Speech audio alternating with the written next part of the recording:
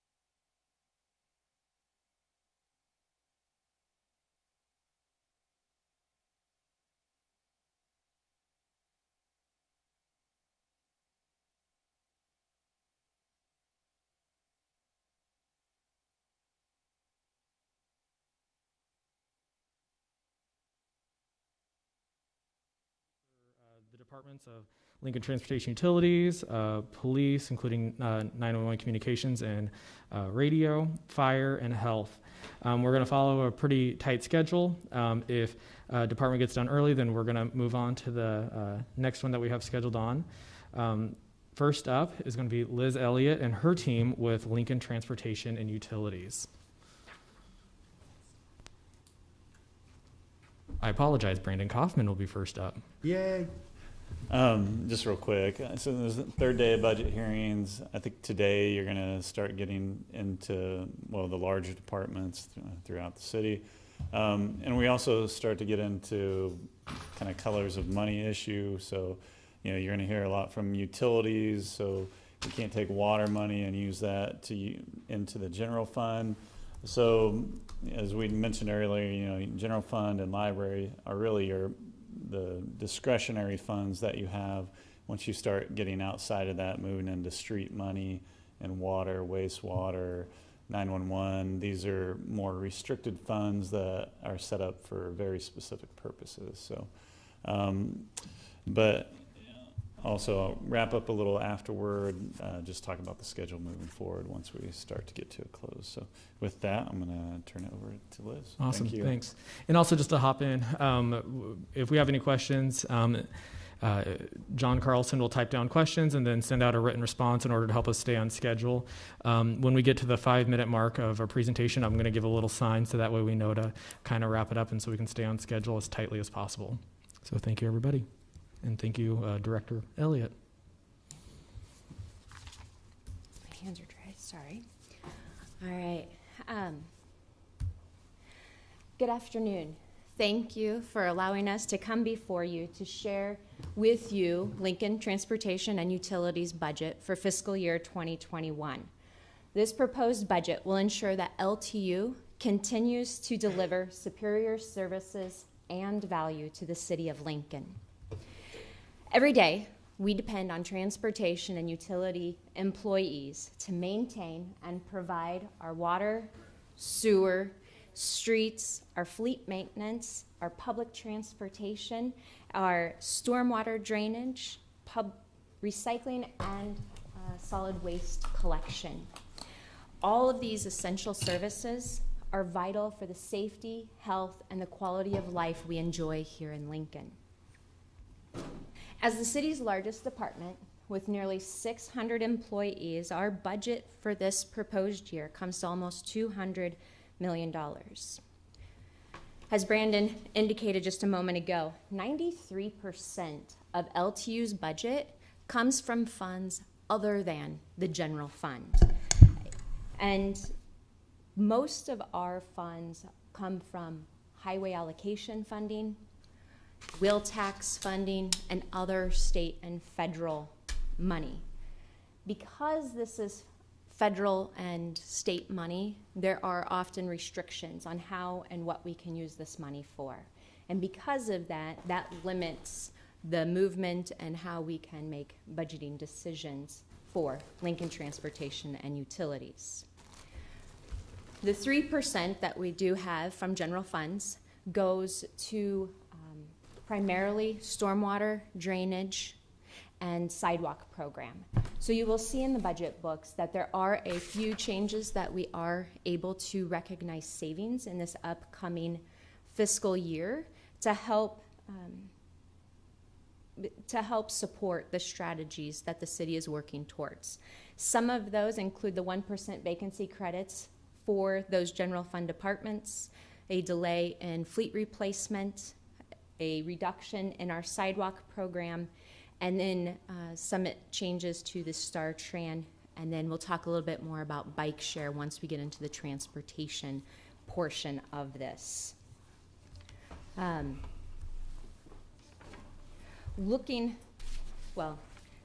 Because the services that LTU provides are essential, work does not stop even during a pandemic. So throughout this pandemic, LTU has continued to provide and maintain vital infrastructure and services for the community. To provide our quality services and ensure the utmost safety of the public, we have taken a number of steps. Reducing bus schedules, we've stopped collecting fares.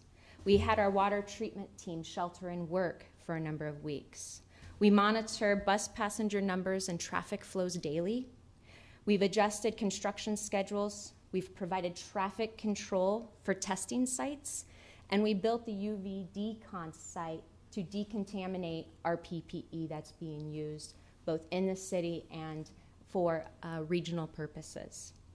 But we've also taken some additional steps to protect our employees during this pandemic.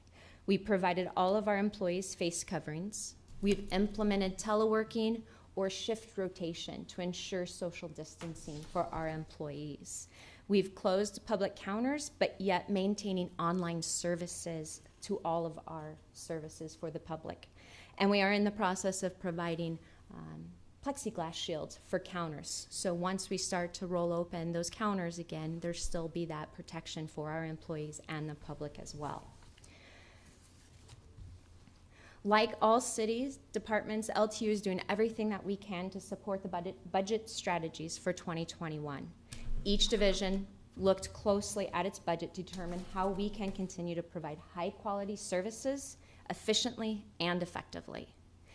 Today, we'll go through each division, and because no one wants to hear me talk the entire presentation, what we've done is we've divided it up and we'll let the experts talk about their divisions. We'll start with transportation with Thomas Schaefer.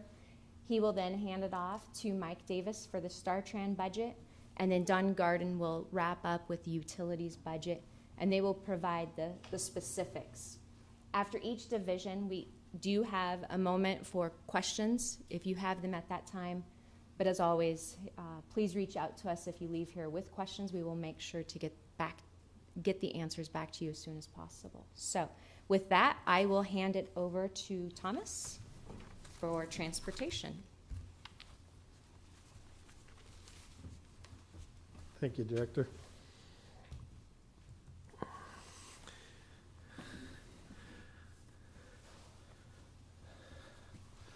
Little did I know that one day getting a mask to match a tie would be one of the fashion things I would struggle with. Okay, so they say timing is everything, and I wish Lonnie had waited 2 more weeks before he had left. So I feel a little bit like a pinch hitter in baseball. You're either going to come up and be a hero for getting a hit, or you're going to strike out. So I'm going to do my best to at least foul a couple of pitches off and stay alive. We promise we won't boo. So, just a reminder of what the transportation division looks like, and maybe a preview of how it's changed. We talk about ourselves as having 5 divisions within the transportation team. We have a group that is building the system, and that would be my group in project delivery. We have a group that's regulating the system. That's Bob Simmering and development services and right-of-way coordination and construction. We have a group that's operating the system. That's Mark Lujaharms and the traffic operations folks as they work to make sure that whichever mode you're using, it's done efficiently, effectively, and safely. We have Tim Burns' group, who is maintaining the system, whether that's clearing the streets from snow and ice, whether that's doing the sweeping, whether that's doing the potholes. And then lastly, we have a new group, asset management. And they were pulled from several different places because we were doing asset management, but now we're going to put a real good focus on it. And we're going to put some people full-time into that role. And we thought they were important enough that we're going to use Randy Hoskins' position that we have had open for a while now to oversee that. And they're going to be the evaluations of the system. And Lonnie had a real good way of, there we go, describing that. I know this is tiny. I know Mr. Carlson has sent that to you. We can even get you a better graphic than that that describes some of the things on there. But asset management, as Lonnie described it, is knowing everything about all of our stuff so that we can make best decisions on the funds that we have. And so I thought that was a real good way of describing what asset management does. And that's one of the changes that you'll see in this budget, is putting them as their own division as opposed to having bits and pieces scattered amongst the other places. So what does transportation do? Well, we do a lot. We just described what we do in a nutshell in terms of operations that we do, but our functions that we do. But just a reminder, and some of you have heard these things, some of this might be new, some of this is just a great reminder, even for myself. We have over 1,500 miles of sidewalks. That'll get us to San Francisco. We want to get back from San Francisco, we would travel the lane miles that we have. That would get us to San Fran and back. We have 146 bridge-sized structures here in the community. As a comparison, Omaha has about 150, 160. So we're right up there in terms of number of bridge-sized structures that we have, either a full bridge or a culvert that's over 20 feet. We've got 430 signals and flashing lights and RFBs that we have to maintain and optimize. 70,000 signs. I was going to calculate how many, on a lane mile, how many signs you'd have, but the math just hurt my head, so I stopped. But that's a lot. That's a lot of signs that have to be taken care of and have to be maintained. 500 miles of pavement marking, 20,000 of those arrows and different crosswalks. We're adding scooters to that as a pilot phase. We've got bike share that's been involved that we're going to be more involved with. We've got broadband that helps our community in terms of communication. Believe me, right now I really appreciate some of the broadband that we have amongst the community and the investment we've made. And then we have just what we're going to call the everyday operations and maintenance, which sometimes gets short shrift, but I don't want you to think that they're unimportant, because without that snow removal, without that street sweeping, without someone looking over our system and making sure those things are functioning well and knowing those conditions, we can't make the rest of this work very well. All right, I'm going to break down what operations means to us and what maintenance. Sometimes we use those interchangeably, but we wanted to kind of break them out, and when we're talking about one or the other, what we're really meaning. Operations is those day-to-day basis that we have. That can be permitting, that can be our business office like Cindy over there. It can be in our private construction services that we help with, and even the traffic operations. So those are the day-to-day things that make a city function, that we have to do, the service we provide. Not that this isn't a service, but this is more of maintenance and being the careful management of those things. That means making potholes go away if we can. It's making snow and ice clear out. It's making sure that those signals have the new lights put into them, that the wiring is up to speed, that those things are there. Fleet services, you're going to hear me talk more about that, because we can't plow snow if our fleet's not available and working and operating for us. A few tidbits for your next Zoom meeting. We're going to plan in this budget to put 1 million pounds of material into the city streets. That's going to cover 60,000 potholes. And I wish I could say we would do 0 potholes, and we wouldn't do that, but we're in Nebraska. We're in a climate that freezes and thaws, and no matter what you do, Mother Nature has a way of winning and defeating you at times, and we're going to have a lot of those. Once again, we're going to be evaluating fully half of those bridges that we're going to be doing on that. We're going to have those lights, those traffic lights will be upgraded. We're going to be continuing the Green Light Lincoln program. We're going to replace all of our long lines in a budget. We typically go through and do that every year. Out of those 20,000 symbols, about 1/5 of them get replaced every year. And so let's talk about what you want to hear about, which is the opportunities and improvements we're going to make with this budget. And these are the big 3. There's several things that I could do, but in the interest of time, we're going to focus on these 3. In our maintenance operations, we have the fleet services section that we talked about, and we have a heavy equipment program. We've been kind of underfunding that. And sometimes when we get into these events like snow removal, we have several pieces of equipment that are unable to answer the call, or once they've hit the streets, are unable to finish their route because they have broken down. And that's because we've made choices in the past, and we need to make different choices now in the future. So let me hit that next one, sorry. For our transportation revenues only, we're increasing the replacement rates. That way it allows us to replace those in a timely manner. When we don't replace in a timely manner, they spend more time unusable, or they cost us a lot more than if we were replacing them. So that's one thing we're going to do. We're doing direct cost accounting to the general revenue fleet. And we've looked and did a study, and we're going to try to right-size our fleet. We're going to look for those opportunities to where if people need to share a piece of equipment, we can find a way to do that, as opposed to somebody having one and somebody else having one, and maybe we're not using those efficiently. We're going to look into more rental programs and leasing. For example, I think recently there was a Murphy Trafficker one that had come through council. Is that correct? Yes. And that's saving us about $160,000 a year in savings on that. And we're going to continue to analyze that. We're going to look for and work with Brandon on some debt financing to make this work so we can get caught up a little bit, because it does you no good to have a piece of equipment that sits in the yard because it's just reached the end of its life.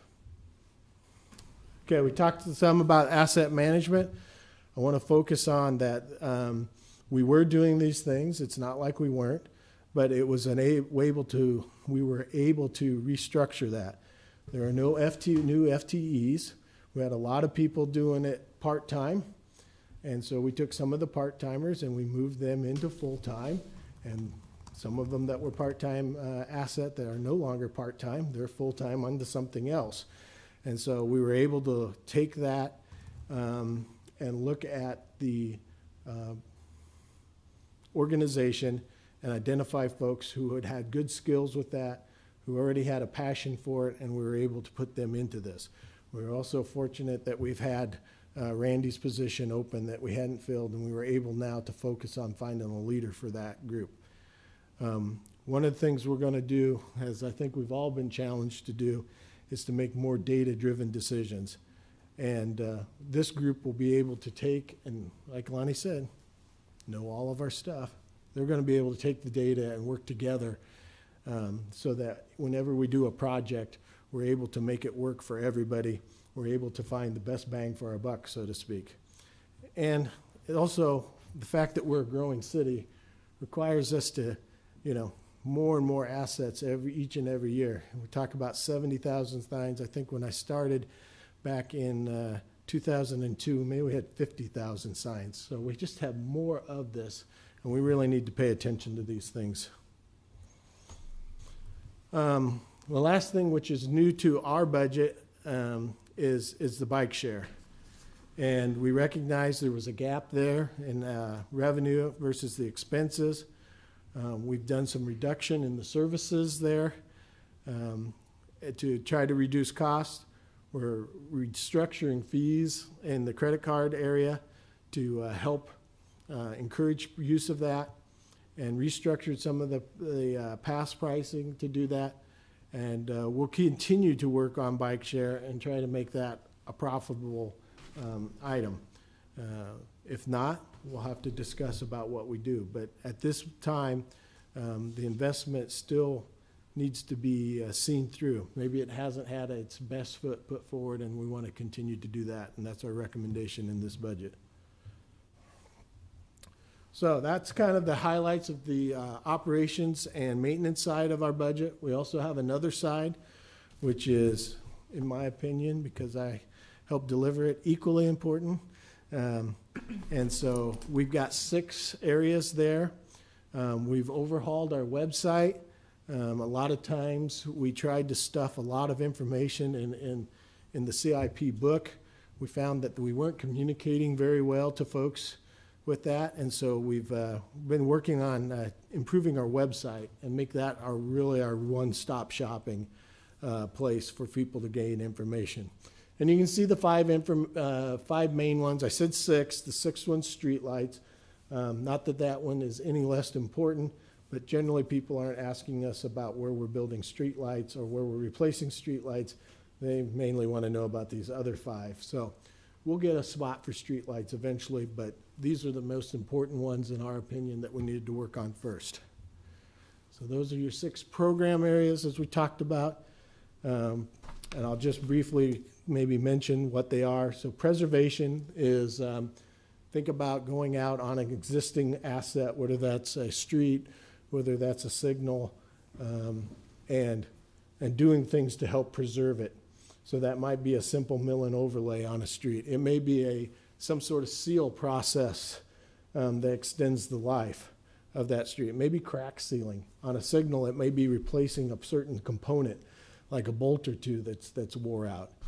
Then we have optimization. That's taken places that maybe aren't working as well. That's somewhere where we need to build a right turn lane, like 70th and A right now.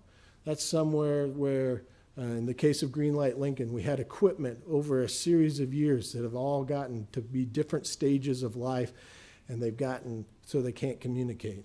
And with Greenlight Lincoln, we're going through corridors and we're upgrading and making sure that corridor can all talk to each other and go through. That's more of an optimization. Then we have our system growth. That's the meet the needs of our growing community. That's the things when we take, for instance, a Pine Lake Road that was 2 lanes and had reached the end of its pavement life, and we really needed to add capacity there because the traffic had grown on that. That's also like a Northwest 48th Street. I'm trying to think of some of the other more recent projects that we've done that have been growth. That's an upcoming project would be a West A Street out there where we've like I said, we've used the facility, we've used it to the fullest that we can, and now it's time to upgrade the capacity. 4th area that we have is sidewalks. This is just repairs. This is not doing any new sidewalks, but this is just repair of our existing city streets, our city sidewalks. Okay, so some of the highlights that you might want to know about in the CIP.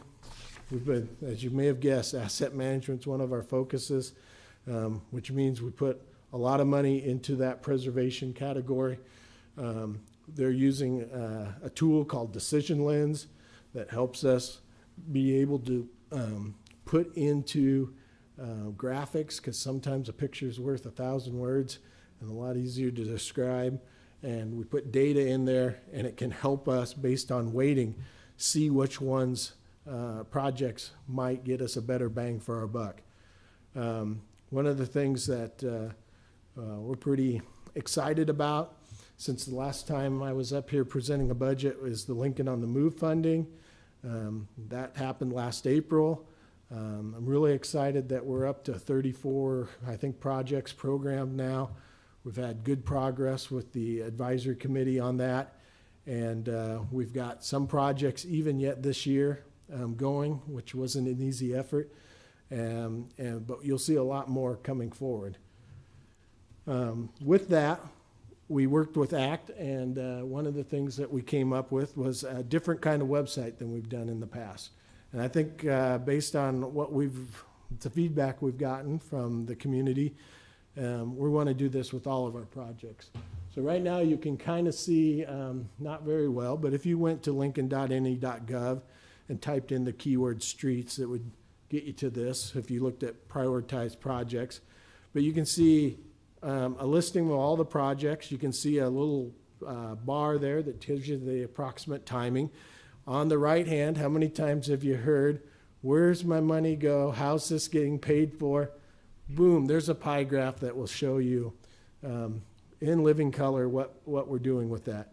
And then the nice thing is, if you want to dig in and get to more detail, you can click on that project and it'll take you to a website that's specifically for that project that has more details if you want to know more.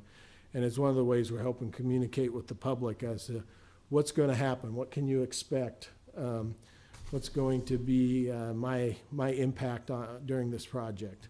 So and I just want to remind folks, I guess, last thing on this is we're excited about that. I remind you that the coalition, when they did their study, said we had a gap of 28 to 33 million. And this 13 helps. That helps tremendously. We're getting to a lot of places, but we're just not going to be able to get to everything. And it's just a reminder that we're going to do the best we can with what we've been given, but we're not there in terms of what the citizens said we needed to be. So, I think I probably spoke this slide out already, rats.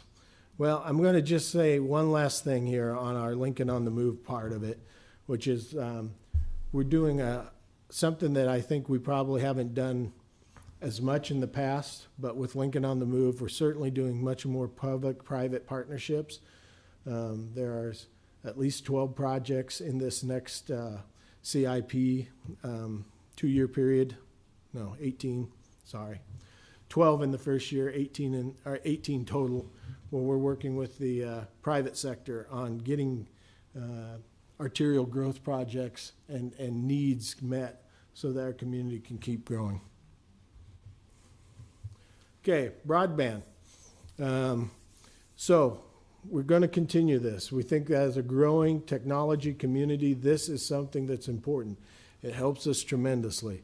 So we're going to continue to work on our system, whether that's adding conduits where we're short on them. Anytime we're doing major reconstruction projects, we're adding those in because you can't do it any cheaper than right then and there. So we're investing in that. We're not only investing in that to our own benefit, but we're investing in that for the private benefit because we're putting extra conduits in, and then we can lease those out. And I know, Benny, you were just asking me about an alley that keeps getting tore up. Mm-hmm. Probably because we don't have a conduit back there that we can send a line through. This is how in the future, this is an investment in the future that allows a company for us to say, hey, we already have a spot for you. Go in the conduit number 3, and then you don't have to go and re-tear up everything on somebody, and you can get your facility in. So that's one of the things that we're doing. ITS, which can mean a whole lot of things, but in this case means Intelligent Transportation System, is going to be one of the beneficiaries of this. We're going to continue to build out sensors and put in cameras and connect signals so we don't have a signal that sits out by itself and can't talk to anybody and can't really change itself. Now we'll be able to talk to it. We'll be able to make connections to it. Staff won't have to run out and change the things in the machine. They'll be able to do it, about anywhere. Now, don't call and ask Mark to change the lights because you're driving home, but in theory, he could. Use the cameras to see my car and make sure all the lights are green. We're going to continue to work with Allo and on getting our last connections in. They've been a good partner with this on this program, and we'll be finalizing the integration of all of our signals in this fiscal year. All of our city buildings are benefiting from this, as we'll be getting all of them connected. We'll be able to do the VoIP phone connections, which I know in our budget when we went to those, that helped us with our budget. We're going changing over from wireless. That's why we put those connections in whenever we can. Wireless is pretty good, but as we've all kind of learned here in the last few months, wireless works when it works, and when it doesn't, it's very frustrating. You come to depend upon that broadband connection, and when there's a large number of people using it, or the weather's not good, or some of those things, it gets frustrating. So we're going to continue to do the fiber connections wherever we can. And then we're going to be also working to do some more smart community initiatives, whether that's preemptive emergency vehicle systems, whether that's transit signal priorities, and even just setting us up for the future with connected vehicles. We believe that's going to be part of our future, and we need to be ready for it. So the thing that I'll say for sure we have budgeted in there is 5 new miles of conduit that we're going to put and do that connection to the, I believe, well, I shouldn't say the last, or the additional traffic devices, but maybe the last 150 devices. I think this helps get us finished up. So we're excited about that. And I think this will be the second to last slide. I just can't say enough about Lincoln on the Move. We've been very excited that the citizens entrusted us with that. We've been making investments as per the Citizen Act group. They've been great to work with. They've been a very good group to give us advice, to work through things. And I just want to remind folks that although, and you can see in the early part of Lincoln on the Move, those kind of pale green bars are the predictions. The dark green dots are the actuals that came in. And first 5 months, we were doing really good. The last couple, which represent March and April, were a little under projection. And we think that will continue for a while. We think we'll get close to our 13 million, but we're probably going to fall short. But even with that, it's still going to be divided up in the same percentage. So 25% for the growth, 1.5% for the 33rd and Cornhusker partnership, and the bulk of it, 73.5, is still going to go to existing streets, even if we collect less. We're not going to shortchange it to make the other ones happen. We're just going to all have to tighten our belt and figure that out. So with that, picture from Monday, just yesterday, your Lincoln on the Move dollars in progress on 70th and Ballard. Thank you. And that's doing some sidewalk ramps right there. And hopefully in about a week and a half, depending on the weather, we'll be milling and overlaying that and wrapping that up in about 3 weeks. And we'll all say, doesn't that feel good? Awesome. Does anyone have any questions for John Carlson to write down that they can get back to us with the answer with? I do have one question. So what's our projection for the quarter-cent sales tax for the rest of the year? The rest of, as in past this fiscal year? No, this fiscal year. This fiscal year? Collection? Okay, I think if you look, and we can get you that number. Yep. But that graph, the red dots, that's the projection. Right. Those are I was just projected. looking, it was too small for me to read. Oh. So, 12.6 million instead of 13.1. very good, thank you. Anyone else have quick questions or questions for more information? Councilman Shob? I had some other questions about snow removal. Will there be another section coming up, or should I just? No, right now, you have the questions. Yes, just to be answered later. There was a conversation last year about sensors in roadways to help us better manage and monitor that. I'd like to know the progress of that if we're moving forward, or. All right, And- so pavement temperature sensors, the progress on how we're doing? That's fine. Okay, you got that? All right. Thank you. No, it's Let's not. manage time and keep going. I'm Councilwoman? making sure you wrote it down for me, John. Councilwoman Raybold? And then, Thomas, I know we've talked about having you talked about aging equipment, looking at reinvesting in that. but also the versatility of it. We talked about having going from sand, salt spreader mix to going to the beet juice mixture, Right. so that all the fleet will be in continuous activity. So give us a status update on that. Okay, status update on the versatility of our fleet, having more than one purpose for it. Correct. Okay. And being easy to switch out as the conditions dictate. Yeah, I'm glad I'm not answering this. I'm putting no, both of those on Tim. I'm really happy for Yes. that. Thank you. Else have any other questions for Mr. Schaefer? I just had three questions that constituents asked, and that was if there was any money left over from last year's budget. The second one is just how much it would cost if we did clean and treat all the streets in Lincoln, or some kind of figure with that, and just kind of a status on where our equipment is at now. So if I could just get some information on that later on. Are you talking in relation to snow removal? Correct. Snow removal. So all three of those are snow removal type Correct. questions? Okay. Correct. Did you get those, John? Do I need to repeat those to make sure I understand them? Okay, I'm going to repeat that. So in relation to snow removal, is there any money left in the budget? Correct.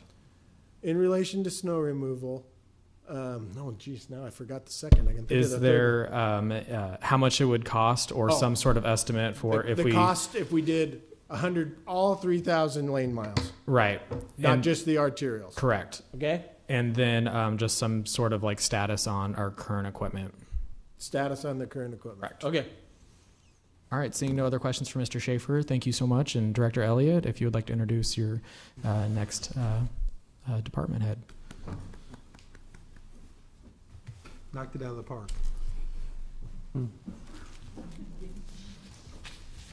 I almost said next contestant. Next contestant.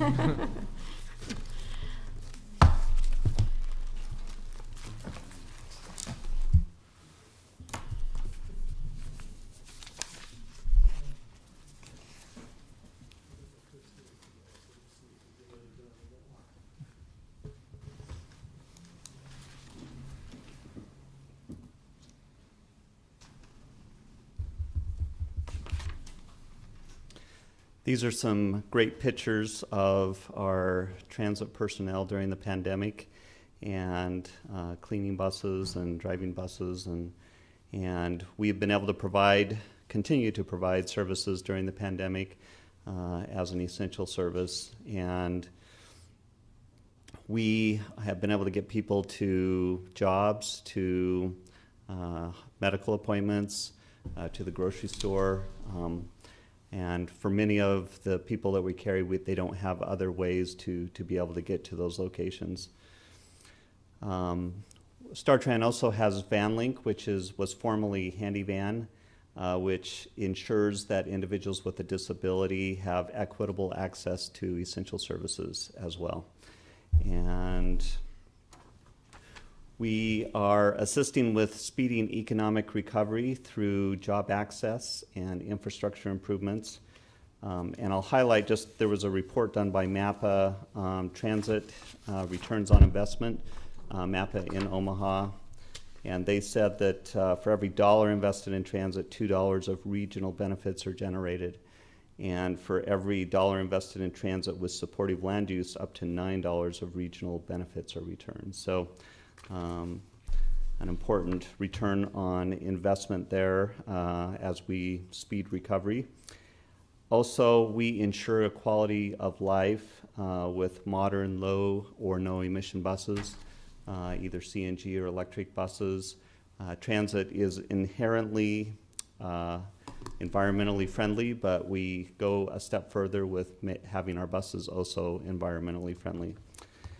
And the next couple of slides are some brief facts about StarTran. We have 19 routes that run during normal conditions from 5:30 to 10 p.m. Monday through Friday, a little bit shortened schedule on Saturday. During a busy time of the year, we carry close to 70,000 passengers a week, and that equates to almost 14,000 passengers on an average weekday. So we move a lot of people. Our handy van paratransit VanLink system carries about 300 individuals a day. And from a recent survey that we did at StarTran, we had 41% of StarTran riders said that the main purpose of their trip was going to work. So a large number of our trips are getting people to jobs. And StarTran travels more than 2 million miles each year. And then one last fact, in 2019, StarTran received an award for the highest increase in ridership among urban transit providers in Nebraska for the years 2017 and 2018. Yeah. So exciting news to reiterate. And now we're in certainly in tougher times now. We have had a loss of revenue. We're not currently collecting fares. Even if we were collecting fares due to lower ridership, we would be collecting less fares. We have had a reduction in UNL services. So across the board, we've seen things reduced there. And so in response to that, we have introduced a new service, which is VanLink, which commingles really two services, both paratransit handy van as well as a new microtransit on-demand service. And those services combined, we've during the pandemic have carried made 4,000 trips, 1,000 of those trips for just the on-demand microtransit service itself. So we've been excited, and this has really helped fill in those gaps that people have not been able to meet with a reduced service schedule. We are focusing on continuing to improve reliability. It's really an important key to a quality transit system to make sure that if you take the bus that you're going to get to work on time and that it's reliable. And so we have several initiatives that we're continuing to replace older vehicles so that they're less likely to break down. We have 4 new large vans that we'll be purchasing early or toward the end of this year. We're going to add a maintenance position, and we're also going to add predictive maintenance, which is a fairly new term in the maintenance world, to be able to predict when parts on a vehicle will fail and be able to get those replaced before they fail. And so we're excited about that. We also are going to be purchasing 8 buses. 5 of those will be compressed natural gas buses and 3 electric. We also want to continue to improve where people wait for the bus and make it more comfortable for those individuals. Make sure they're not stepping into mud before stepping on the bus or stepping into mud after they get off the bus. Making sure that where there's a large number of people boarding, that they have shelters and benches as well. So that is we've been working on that the last couple of years, and we'll continue to expand that program in the next budget. And then toward the end here, we're continuing to pursue federal funding for a multimodal transit center. We really think that improving transfers, having bathrooms, those amenities for our passengers is extremely important. This construction, as mentioned earlier, will also speed up economic recovery. And so we've been studying it this past year and have applied for federal funding. And with that, open it up for questions. Does anyone have any questions for Mr. Davis? Councilwoman Raybold? How many electric buses are currently in operation? So we have 4 electric buses in current operation. We have another 6 that will be arriving before the end of this year. And then in this next budget, we have another 3 planned. And then have you been tracking or getting evaluations from the customers on our new VanLink program? How are we meeting their expectations? Yes. So one of the cool things about VanLink is the person taking VanLink can rate their experience, just like Uber and Lyft. And I think, what was our rating? I think it was around 94%, yeah. And so, yeah, that's pretty high marks for the service that we're providing. So I didn't quite pick up, like, how is the impact of not collecting fares and the reduction in UNL services hit your budget right now? So through the Federal Transit Administration, there has been additional dollars allocated to help make up for lost revenues to be able to keep us whole. And so that through those lost revenues, with the Federal Transit Administration dollars, we're able to sustain things at currently. And did they match the reduction from UNL, or how is that handled? Yeah, so we look, right, those revenues that we were anticipating, both through fares, there's some marketing, some other things in there, some reductions there, and there's some additional expenses that we've had as well. Those are all currently reimbursable through FTA. Councilwoman Ward. Thank you. Mike, could you remind me how much it costs for someone to ride VanLink? Is that income-based, sliding scale? So it's a set fee. It's $5 for a one-way trip. If you're a paratransit customer with a disability, then it is free currently. And is there a phone app that's available to, or do people have smartphones or? So just about 80% of our total ridership do have smartphones. The VanLink system does have an app, which we're really excited about because people can now book their own trips rather than having to call in. But if you're a paratransit rider, you can still call in to book your trip. So we've kept that in place. And then, of course, if you have a cell phone too, it will send you a text reminder when your trip is getting close. So that helps people to better know when their trip's arriving. And we're in the near future looking at adding in so that even if you don't have a text messaging or a cell phone, that you can still receive a phone call that will remind you when your trip is coming. That's very good. So to clarify, 80% of our VanLink riders use the app, or 80% of all of our riders? Of our total, ridership. Approximately 80% of our total Okay. riders have smartphones. Great. Great. Thank you. Thanks. Any other questions for Mr. Davis? I just had a couple of quick questions that I would like information back on just at a later time. Knowing that some cities have implemented zero fare busing, I was just wondering if we could get some more information about just how much money we do collect from fares during a normal year, the biggest costs associated with collecting fares, and if there was any way, and I don't even know how we would figure this next part out, but if we increased ridership, would we have a slower decline with our roads and be able to save money that way? So just in the future, I would appreciate some information to follow up with on. Okay. John's got that. Great.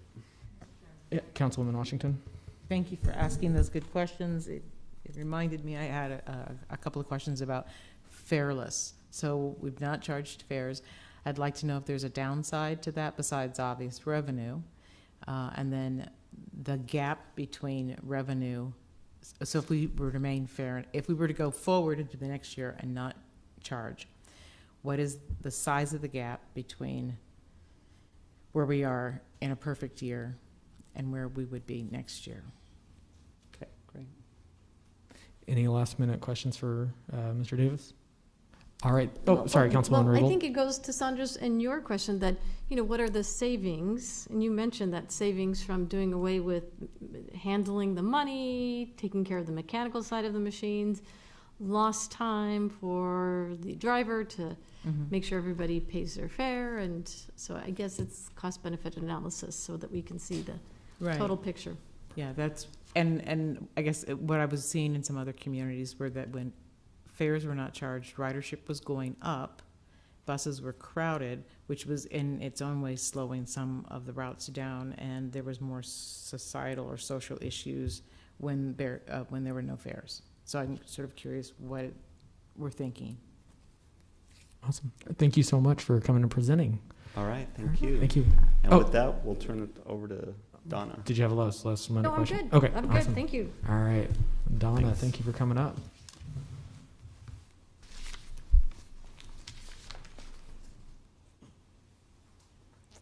All right, good afternoon, everyone. Good afternoon. My name's Donna Garden. I'm the Assistant Director of Lincoln Transportation Utilities, in charge of utilities, and that's exactly what I'm here to talk to you about today, is the utility budget, primarily for water, wastewater, solid waste, and watershed. And I also want to make a comment that I really have learned to dislike March. Somehow, everything happens in March. And if you remember, back one year, we were battling some pretty nasty things in our water system in March. And we certainly don't want to forget that. And it does impact our budget, and we'll see that when we talk about Lincoln Water System. But then again, 5 years ago, we also battled something else in Lincoln called a flood, and that happened to impact our floodplain issues. It happened to impact our wastewater systems. We had two of those in a row, and back to back practically. And of course, we've had a number of storms that, in fact, my superintendent, Carla Welding, would say, if you have had 2 new roofs in the last 2 years, you need to get a metal roof, because we've been dealing with a lot of debris from storms and things like that, too. But throughout all, we've proven ourselves pretty resilient in utilities. We've managed everything to keep going, providing good quality and our services to everyone in the city of Lincoln, and it's made us more resilient. And certainly we are mitigating those things to make us more resilient for the future.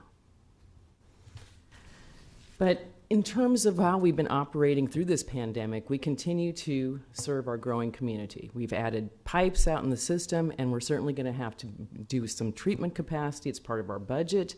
And we're trying to meet all of those regulatory guidelines and be as efficient as possible about it. So our capital improvement and our operating budgets reflect our efforts to invest in those efficient systems. And along the way, we also want to promote sustainability.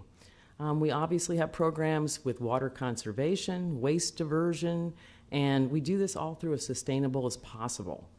Some of our facilities are moving towards energy neutrality, which is a really exciting part of what we do. And we're utilizing the energy in those operations to actually run the system. So I'm going to start out and do each of the utilities separately, and we can talk about it all at the end, but I wanted to make sure we're speaking to each one. This is Lincoln Water System, and wanted to say a few things about that and give you some gee whiz numbers about Lincoln Water System. We serve about 12.5 billion gallons of water to the citizens of Lincoln every year. That's a lot of water, about 126 gallons per person. But the kind of exciting thing is, since the early 80s, we've had a 33% decrease in that per person, our gallon per person per day number. That's kind of exciting, both from the standpoint of the things that you put in your bathroom, your faucets, your fixtures, things of that nature. Those have all become more conservative in terms of how much water they put out. The average daily rate that we run through the system is about 34 million gallons. And interestingly enough, that's only 2 million gallons higher than it was in 1982. Pretty exciting. Our highest daily rate was not the 2012 drought, which I also remember. It was in 1974 when we hit 97.5 million gallons. And more gee whiz numbers. We got 44 wells out there. 4 of them are horizontal collector wells, but they make up half of our water supply. They're very large wells. One of those horizontal collector wells was impacted during the flood, and 4 of our vertical wells were impacted during the flood and are not online even now. We have 2 treatment plants. We call them the East and the West plant. One treatment plant is specifically for treating the water that comes from our horizontal collection wells in the river. We have 60 miles of large pipelines that bring that water, that 26 miles back from Ashland, to the city of Lincoln. 1,225 miles of distribution mains and a lot of different parts out there, serving 89,000 accounts here in the city of Lincoln. And I'm going to talk about the capital improvement program for all the utilities in 6-year increments. And I know that you're saying, well, that's not what we're talking about. We're talking about next year's budget, one year budget. But The way we set rates, we use a model for all of the utilities, and it is compounding each year, putting money away so that we can achieve those large capital improvement projects down the road. So we actually program a full 6 years. In fact, our models are a 10-year program, so we know how we can set our rates in order to put that money down so that we have money for future projects as well. All of those CIP projects that we do are part of our master planning effort. We do it. Our last master plan in water ran through 2060. We're in the process of updating that right now. And those are planned projects that are required in order for the growth of the system. We have one revenue bond planned for next year, and that is a big one because we have a very, very large capital improvement program for water. And of course, with the damage that was done out in the well field, and hopefully the mitigating things that we're going to be doing to address that, we are pursuing FEMA reimbursement, but that still doesn't cover the entire cost of those damages.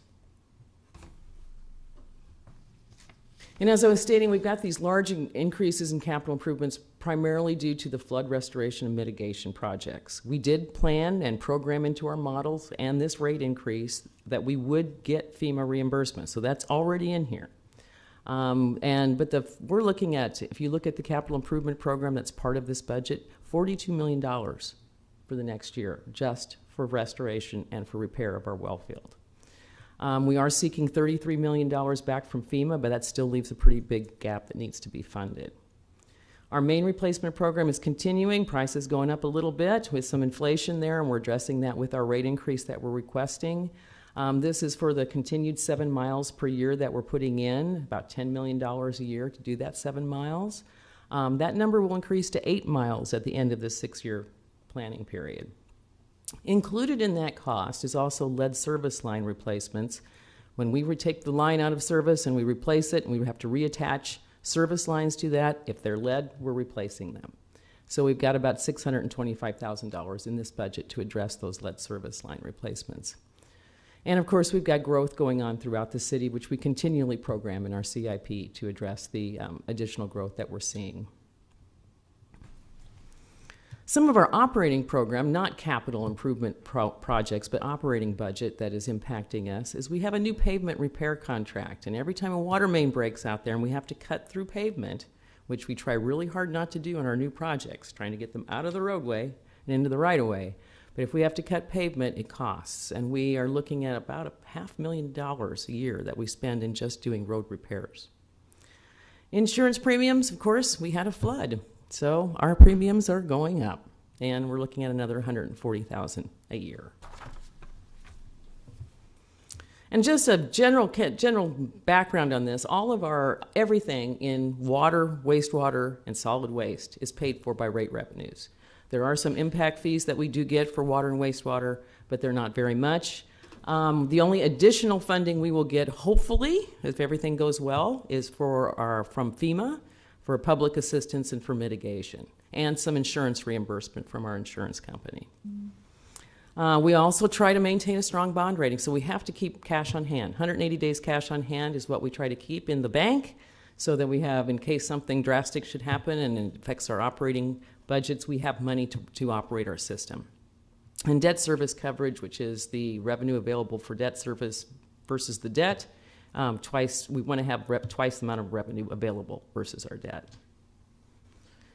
And if you look at, okay, so Donna's asking you to approve a rate increase for the investments that we make in our water system. Even with that rate increase, if you look at where we are versus many of the other communities around us and similar sized towns, you'll see we're pretty low on the spectrum in terms of how much we pay here in Lincoln. It's a very high valued, water is everybody has to have water, and this is a very reasonable price to pay for it for the city of Lincoln. So that rate increase, we're asking for 6% this year. I know in my previous budget discussions that I've said we're trying to keep a very slow and steady rate increase just to cover inflation and construction costs of about 5%.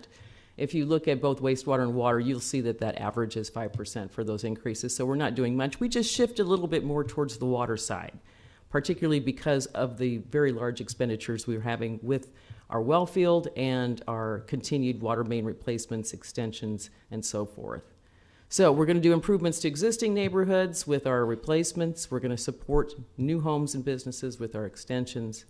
And we're going to get that full capacity back in our well field from the 5 wells that are out of service.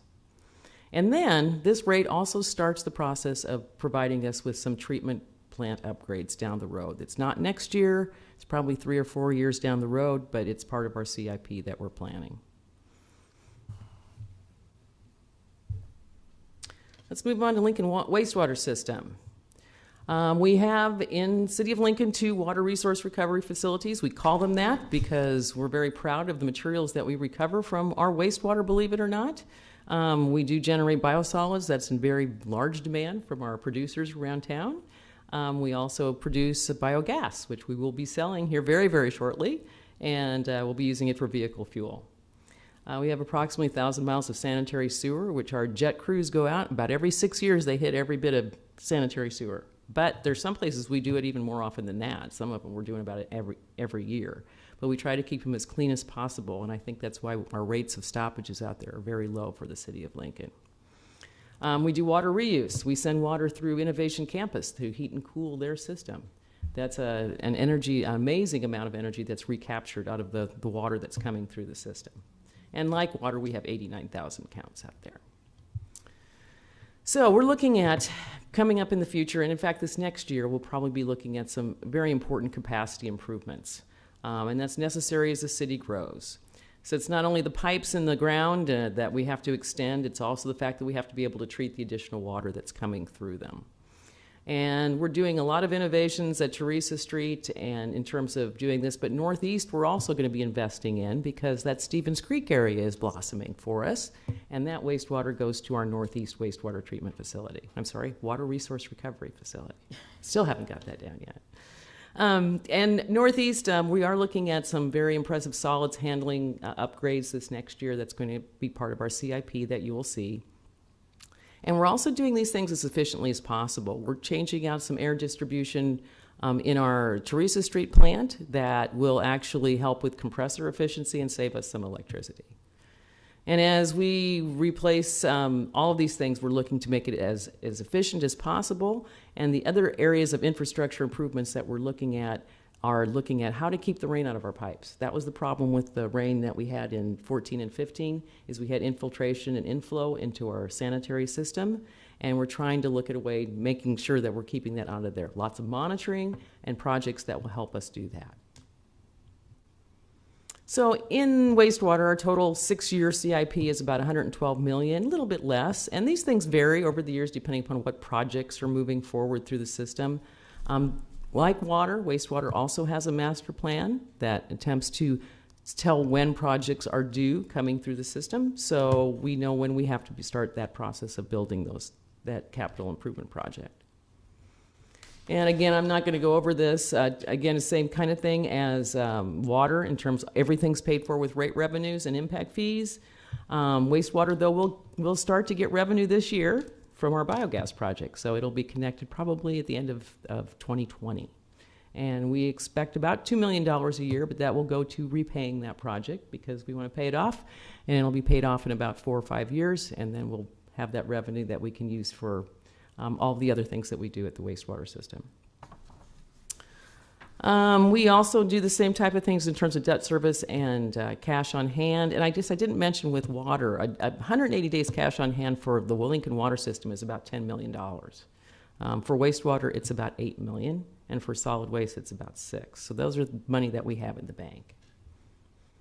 And if you look at our wastewater rate comparison like we did with water, we're way, way low. Now this, I will tell you, this may be skewed a little bit because some of these larger ones that are to the right on this graph probably have combined sewers. And fortunately, our forefathers and foremothers were wise enough to separate the sewers in Lincoln. We have sanitary sewers and we have storm sewers. They are not combined. And that's part of that skew is because of that. But still, we're way down there in terms of how much it costs for wastewater. Great value. We're asking for 4% increase for wastewater to cover basic inflationary areas and some of these capital improvement projects that are coming down the road. You can see the improvements to existing neighborhoods and for for both repair and replacement and growth. Repair and replacement, we're going to address some of those I&I issues, those inflow and infiltration issues as we go through. And of course, every project that we're doing, we're looking for efficiency improvements and those capacity increases for treatment so we can be ready for the future. So let's move on to solid waste management. Solid waste management, we have 2 landfills here in Lincoln that we operate. One is Bluff Road Landfill, which sees about 300,000 tons of waste every year. Sees about 400 vehicles daily coming through the gate, and is the largest structure in Lancaster County. It's not just a hole in the ground, it is a structure. It's built with a liner. It has pipes in it to collect the liquids that flow through the garbage. It has a gas extraction system that pulls landfill gas out and sends it over to our neighbor, LES, where they turn it into electricity. So we're very proud of that. And it's a huge structure. And if you look at, I've got something on the next slide I'll show you here in a minute to give you kind of a perspective. The other area is 48th Street. That's our C&D, our construction and demolition waste, about 100,000 tons per year of C&D waste. And it has a transfer station too. For folks who don't have garbage service at home, they can come use the transfer station there. Our consumer recycle collection site system actually processes about 7,000 tons per year. That was last year's numbers, really great for recycling, and we'll have more on that in just a minute. And of course, we also fund, through our occupation tax, a lot of those waste diversion programs out there, whether it's recycling, waste diversion. We help with household hazardous waste program. I have a list of those things too. But some of that funding goes towards that as well. This is a picture of a liner being put in on the right, and I wanted to emphasize this because you can barely see the little vehicles down there, but those aren't small vehicles at all. It's a large area, large investment for us to put in these liners, and in fact, that's what basically drives our capital improvement, is that need for capacity out there in the system. We do expect to have a revenue bond for solid waste coming up here in year 1 of about $7 million, and we will be installing a liner this year and about 4 years down the road. Part of our operating budget and the major impacts to this budget are basically all in our operating budget for solid waste, not capital improvement this time. We're requesting 1 additional FTE. We've had a lot of overtime out at the landfill. And this FTE will actually provide us with a savings. So we're very happy to ask for that. It actually decreases our budget. To a savings of about $53,000 per year. We also have had some interesting history happen. We used to have a collection service for the 19 recycling sites and the 9 county sites that we have. These are the recycle sites where everybody brings their recyclables, and we hire a service to pick that up and take it to a processor. The previous collection service went bankrupt, and when we got a new contract, it was considerably higher. In fact, very high. So we did a fiscal impact statement, took care of this year's needs, but for the next year going forward, we're going to have to do something to change that system. And unfortunately, we also found that we've been impacted by the commodity markets out there. We've had a loss of revenue from our recycling sites. In fact, we get no revenue from those recycling collectibles anymore. And we also have to pay a processing fee for them to be sorted and moved around. So all of these things have come to impact us. A little bit on the collection system that we have out there for recyclables, just to come, because most of our costs that are impacting our budget are because of our collection site areas. We've had them for 30 years. They've been around a long, long time. And they've served us very, very well. We have 19 city sites. There are almost always agreements between the city and private property owners. And we very much appreciate being allowed to use this space and have these sites available. Collection is provided through the city, as I said, and we have 9 county sites too. And unfortunately, we weren't able to contract out for those 9 county sites, so actually staff from solid waste has been doing that work. So even the numbers that we have right now don't reflect the total cost of what we're seeing. 7,000 tons per year of material that's not going to the landfill. That's on top of, I think it's considerably higher than that from curbside, but this is just from the collection sites. And I think we've kind of gone over this, but to get some really big numbers here, the previous contract that we had is for $600,000 a year annually. The new contract that we have for this year is $1.8 million. And the processing cost is an additional $400,000 annually, and we get zero for revenues. So there are some big costs and big numbers that are impacting us here.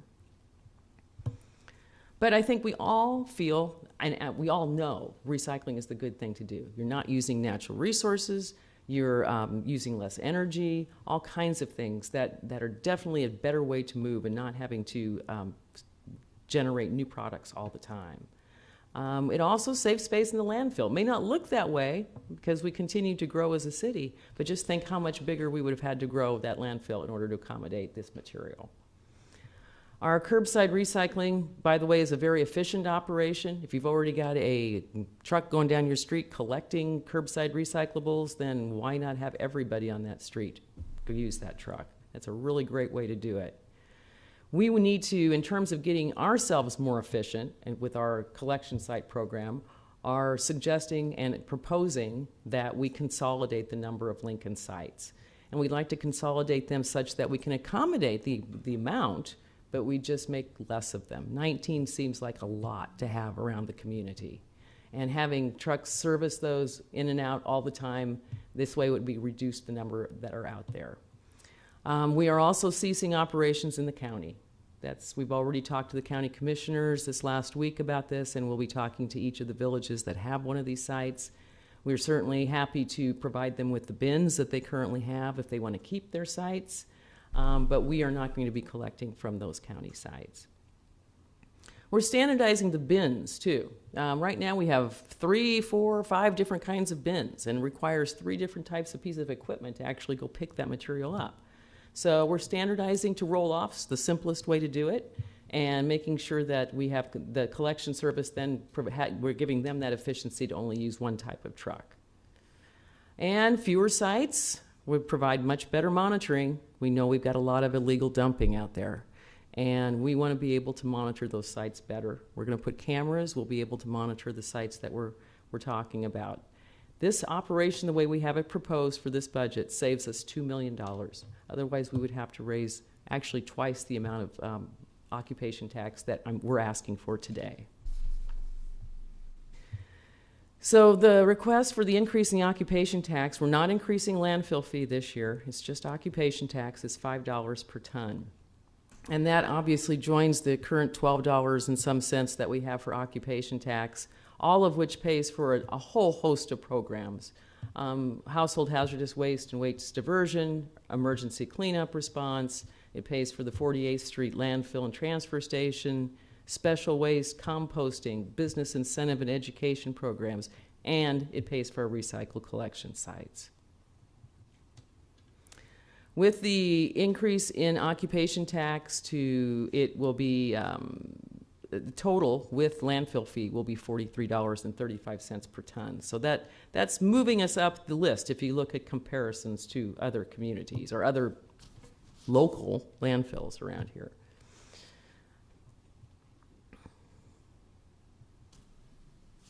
And then the last one I want to talk about is watershed management. And I really don't have a lot to talk about here other than to say they do a lot of stuff. They do a lot of drainage reviews for new developments. This is critical. I mean, water goes where it wants to go. And fortunately, we have some very good engineers that look over those drainage reviews and be able to make sure that we have the proper drainage in place. We have a community rating system that keeps our flood insurance down to at 25% of national level. That's a big deal.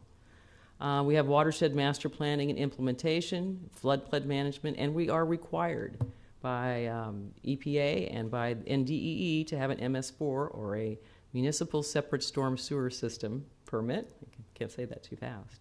And those have requirements that we have to do every year. So all of these things play into what our watershed program currently does. They also have a capital improvement program and they have operating expenses. Their operating costs do come out of the general fund.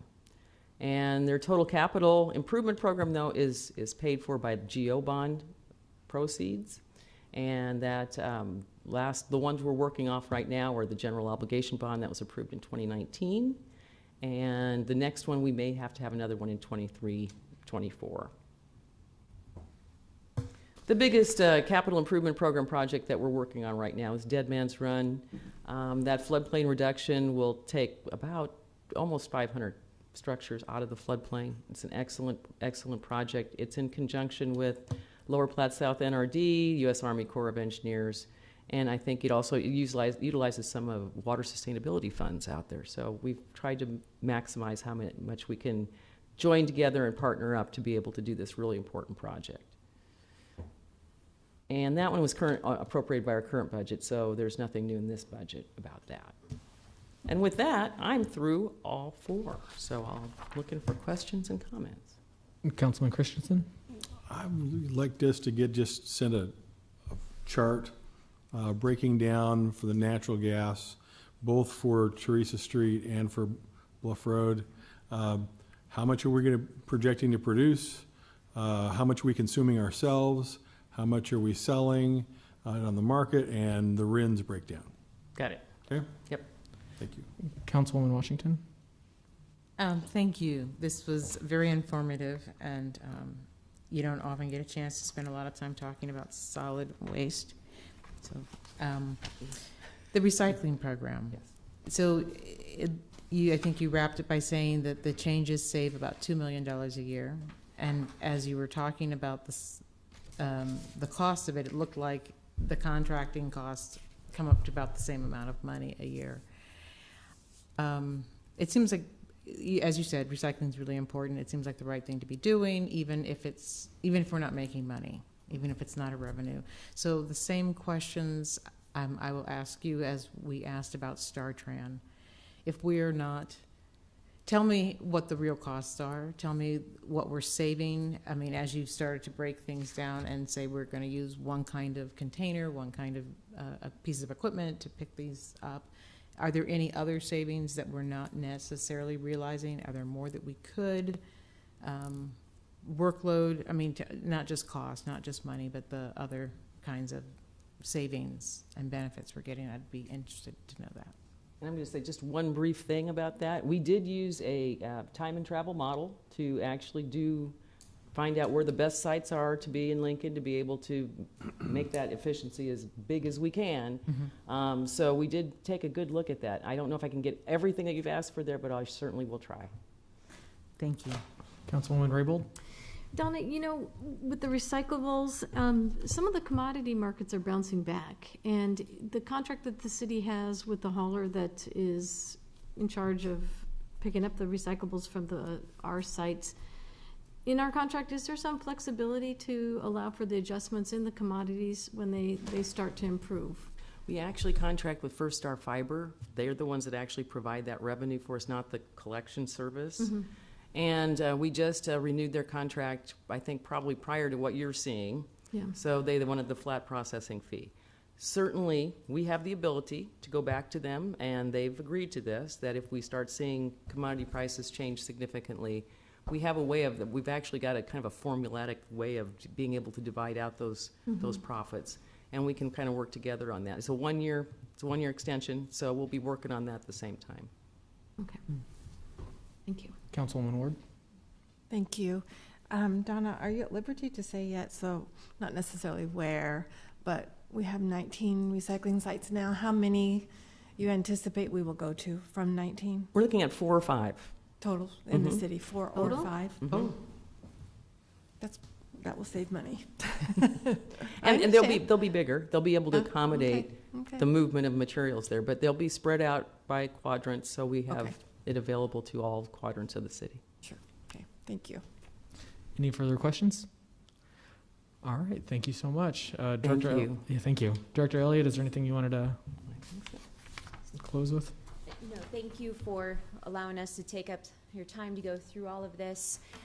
We gave you a lot of information today, so if you leave here today and you have questions, if you want to send them to me, then I will facilitate getting all of the information from everybody and the response back to you. So thank you again for sitting and listening to all this information, and a huge thank you to the team. Just starting in the middle of preparing for budget, they had to provide me a lot of information, a lot of updates on how this goes. So a huge thank you to them. But thank you. Thank you so much. Well, since Lincoln Transportation Utilities got done earlier than what was scheduled, we'll just go ahead and move on to the next department, and that's Chief Blymeister with 5-minute break. We're gonna take a 5-minute break, and then we'll come back at 2 o'clock. Sounds perfect.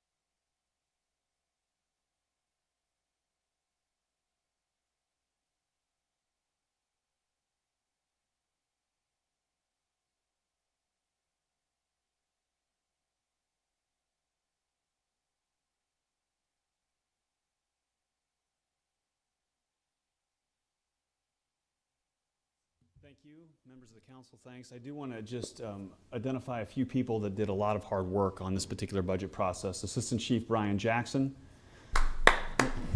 Michelle Salvage, Pat Wenzel, Todd Beam, and I really appreciate all of their assistance in this. And with that, I will get started.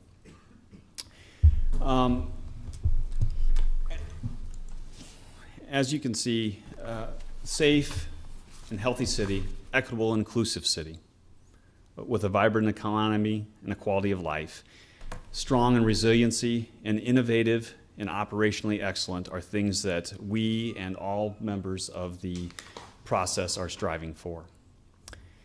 And so what are the priorities for the Lincoln Police Department within some of these most extraordinary circumstances that we have been experiencing? We want to continue to ensure public safety, health, and the quality of life. We want to build a more equitable and inclusive and resilient city. And also, we want to continue to provide services without interruption during the pandemic and other things that we're facing from society. And so, how are we doing that? These are some of the ways that we're doing that. We take so much pride in deploying data-driven, evidence-based practices and looking for those best practices across the country, looking at our own internal data and trying to make sure that those are what we're utilizing.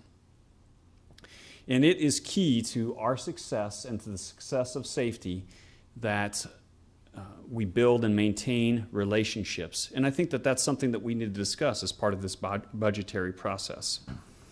How are we doing that? Just a few factoids. In the last year, we, the Lincoln Police Department, have led more than 395 community presentations touching more than 26,000 individuals in that calendar year, or in the last 12 months, excuse me. In addition to that, our officers on the street have logged more than 454 hours of time specifically dedicated to community engagement. And our staff are not just in attendance. They're not wallflowers.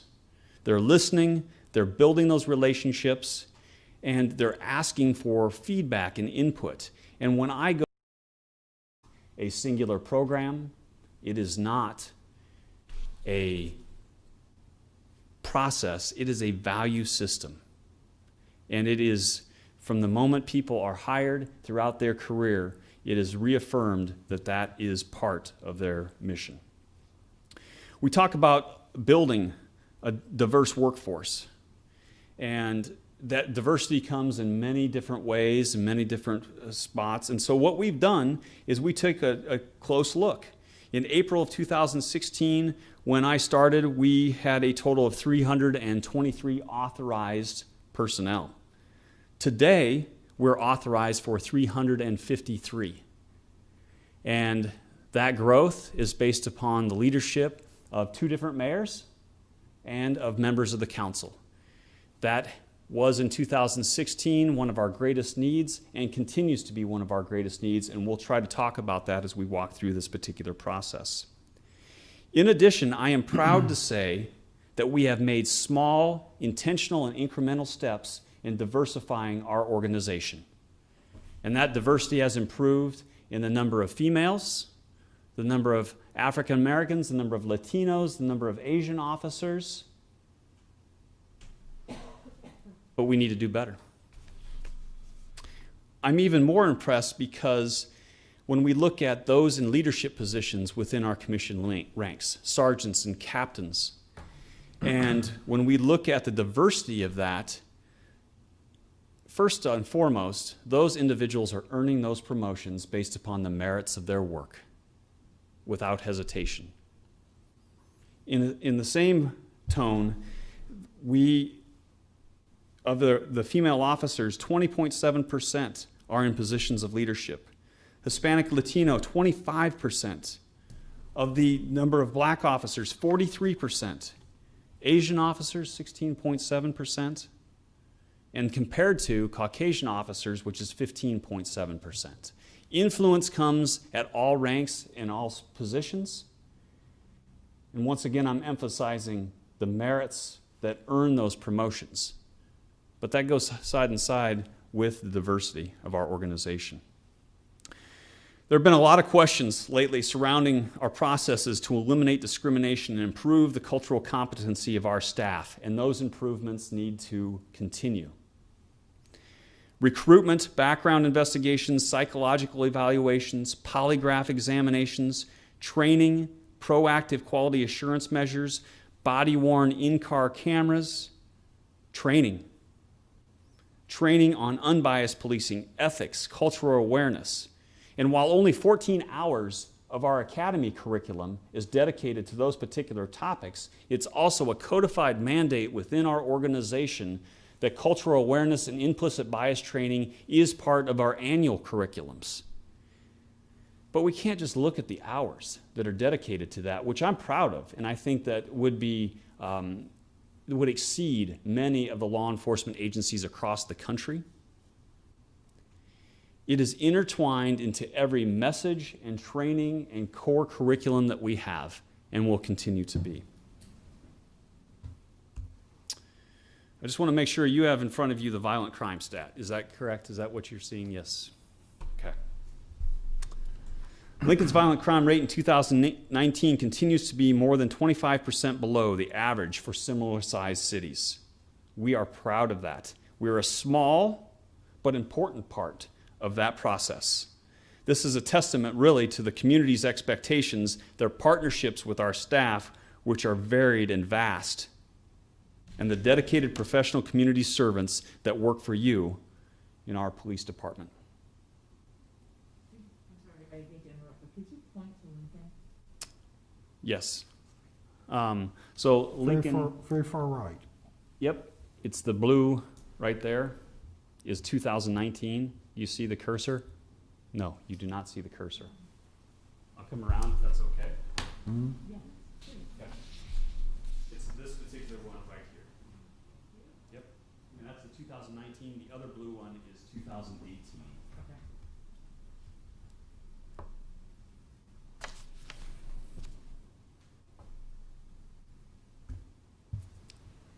Here is an analysis based upon the 5-year trend. Remember I talked about the importance of using data? Well, the 5-year trend here is violent crime. Violent crime is murder, robbery, rape, and aggravated or very serious assault.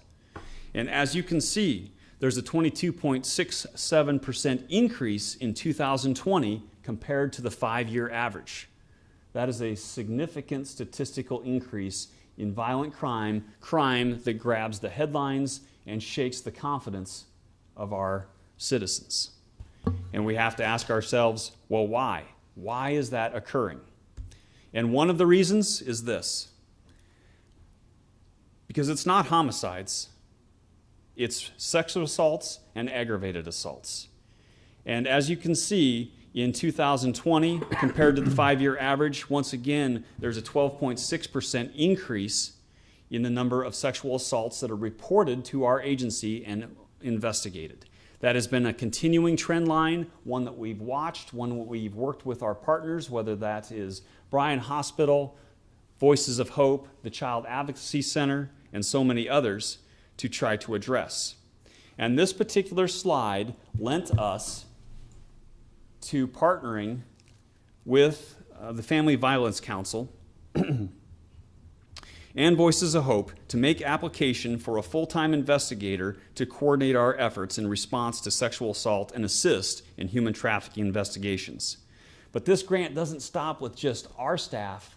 It recognizes that this is a community need, and so there is victim advocacy that is intertwined into this particular grant process, and also part of the grant is for personnel and management for the oversight of the statistics and what processes we're doing in order to most effectively serve victims of this violent crime. Once again, we're going to go back to data that helps drive our decision-making processes. In 2017, the Lincoln Police Department convened a community-based study to review the boundaries of our 5 geographic teams. Those 5 geographic teams were last changed in 1999. The focus was to use data-driven review to know, how do we call load, how do we most efficiently respond and provide services to the citizens that are living in those geographic quadrants. And we're going to make those adjustments based upon crime trends, on call for service demands, and specific neighborhood needs. And that's what we did.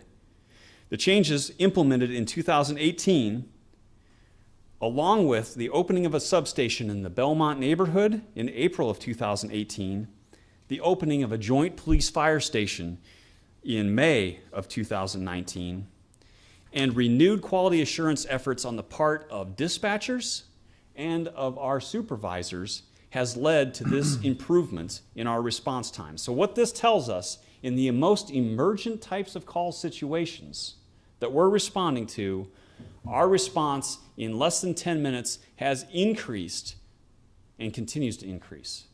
And that is an important service that we're providing and a good gauge about how we can improve.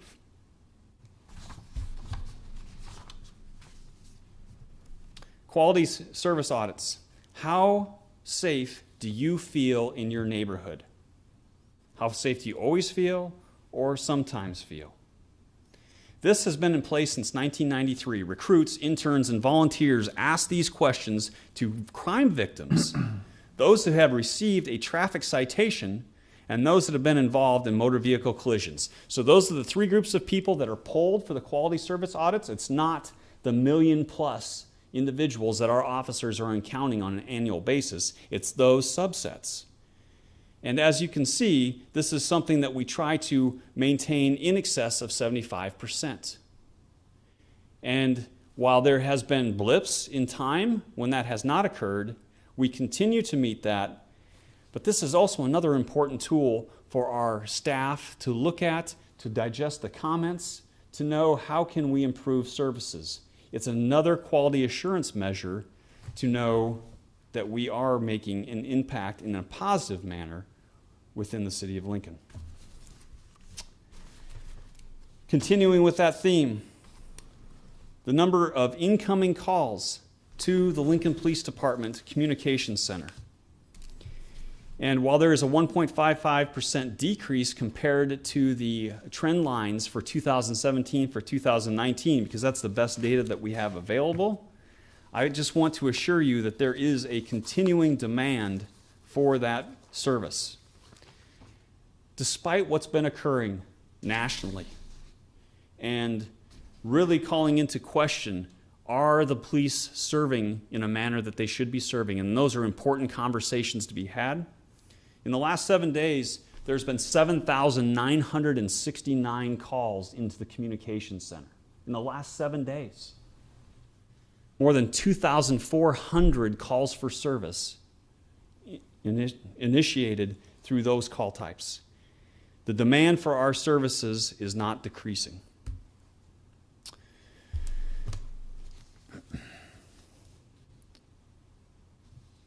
We've showed this slide before. One of the matrices that we use is we use algorithms to digest how many police officers does a community need. You can do simple ratios like officers per 1,000. You can use more complex measurements such as workload analysis, and that's what this really goes to. The ICMA, Center for Public Safety Management, conducted research on staffing levels for first responding agencies. Their review identified the importance of discretionary or uncommitted time. As the percent of a patrol officer's committed time rises greater than 60%, which it did for the first time in 2019, there becomes less of an ability to meet the expectations that are so core to everything that we do in community policing. What is that? Developing partnerships and relationships to improve trust and to bring more community members into that trust process. So this is what occurred in 2019. We do not want to make a decision based upon 1 year's worth of data. That would be disingenuous, but it is something important that we need to point out and something that we'll continue to watch. Because this is the most impactful slide that I think all of us need to look at. 60% of the time in 2019, our officers were committed to doing things in response. Uncommitted time includes all of these engagement events, the 1,000 hours that I just talked to you about. It is the ability for officers not to be having to drive from one call to the next, then completing the reports and the follow-up, but getting out of their cruiser and engaging the citizens on the street, talking to them about their expectations, building that trust. So, this is a key slide and one that I'd ask for you to review after the fact. And this particular slide was also one that led in 2020, it's no secret, we made application for grant funding for 5 additional officers through the COPS hiring grant. I believe all of you were briefed at one particular point early in 2019 on this process. It was focused on addressing and preventing firearm violence in Lincoln. So my vision and the grant application was really on different silos of how do we prevent violence, specifically firearm violence, from occurring. And we had very good information that we provided to the COPS Grant Foundation. In addition to this, I also recognize that this was an ability to remove from our generalist officers, our street officers that are tasked with doing so many diverse things, this complex investigative process. Firearms investigations and prevention are complex investigations. And so by removing some of those duties, I also believed it could reduce some of this or increase the uncommitted time and allow more of a chance to interact and build relationships in advance of tragedy. So we received a couple weeks ago informal notice that we were approved. Of course, this conversations with you and this application process was completed prior to the pandemic that has brought economic stress to our world and community, and prior to the calls for change in the way we police with the community.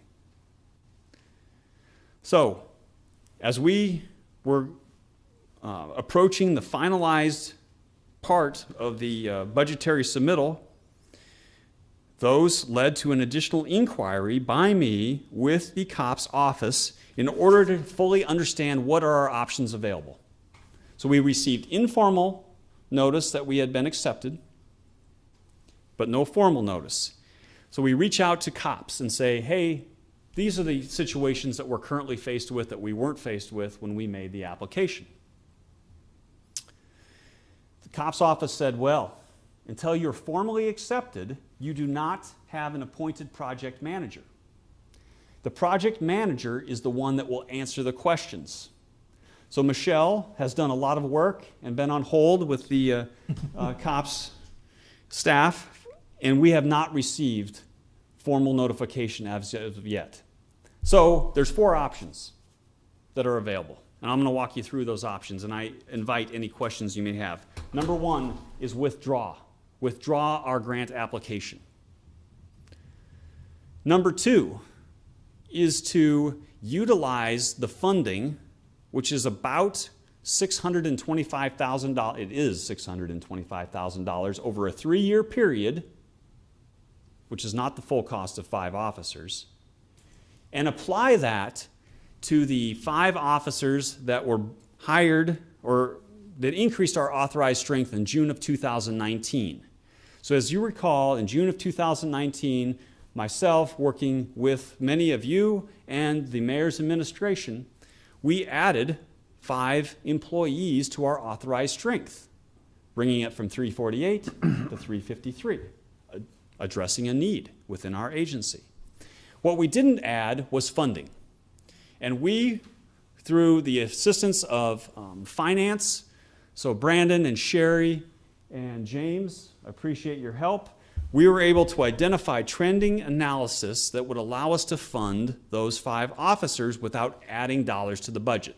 No dollars added in 1920, no dollars added in the submitted 2021 budget. So that's one of the options that we've posed. We just have to be careful that it's not supplanting. That's the question that we will pose when we're able to. So withdraw, use the funding to offset the costs of the existing 5 that were added without a funding stream. 3, potentially, is to push off the acceptance of this grant by 6 months or a year when community conversations can be had and hopefully there's some stabilization to the economy. That could be an option. And number 4 is to do what we originally intended, and that is to use the COPS funding to focus on firearms-related investigations and prevention.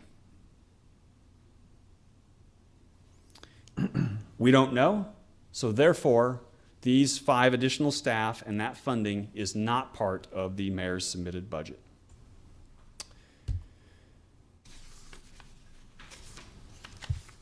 We talked about a more equitable, inclusive, and resilient city, and I am committed to that, as I know that the men and women of our organization are too. So we're trying to diversify our staff. And we've made strides, but we recognize our limitations. And so we sought out expertise to guide our efforts in the recruiting and hiring of a diverse workforce that reflects our community. And I'm excited about those propositions. I also need to let you know that we are utilizing existing partnerships that we have formalized with researchers from Doane College to investigate why applicants discontinued the hiring process, evaluate ways to identify and reduce potential disparate steps in our own hiring process, and are utilizing private sector marketing strategies, as I just mentioned, to hire and retain a diversified workforce. All of those efforts have been in place within the last couple years. We talked about the importance of personal relationships and the members of the community that bring those service-related mindsets to our agency. We have representatives of our agency on so many different boards. The Center for People in Need, the Community Justice Center, the Child Advocacy Center, the Voices of Hope, Clinic with a Heart, St. Monica's, the Nebraska Safety Council, the Boys and Girls Club. We have officers and staff that are teammates, that are members of their church council. They are members of our community, of your community. And they are an outstanding group of men and women that I'm proud to serve with. During the pandemic, I hope that you saw uninterrupted services from the Lincoln Police Department. When others were quarantined and staying home, our cops were coming to work. And they continue to do so. And I am so proud of them for that. We found adaptive ways to expand our online reporting. We expanded the number of telephone reporting requirements. And we weighed the balance between, are we providing the service that's expected, and are we keeping our workforce safe? Just like so many businesses and other members of the community did. We modified our work schedules. We decentralized units of our investigative teams. I'm so thankful for the partnership with Lincoln Public Schools. We collaborated across first responding agencies to try to keep and mitigate the impact of COVID-19. We required personal protective equipment long prior to any codification that existed within our municipality. We led on those particular efforts, and I want to thank the health department and others that assisted us and continue to do so. So, to the crux of what we're here today. We want to reduce expenditures because of the budgetary constraints with the pandemic and others while maintaining quality services. So how did we do this? How did the Lincoln Police Department do our part? $180,000 was removed in overtime. We're delaying the hiring of several civilian positions, including a crime analyst, a forensic specialist in our lab, a fingerprint specialist, a records technician.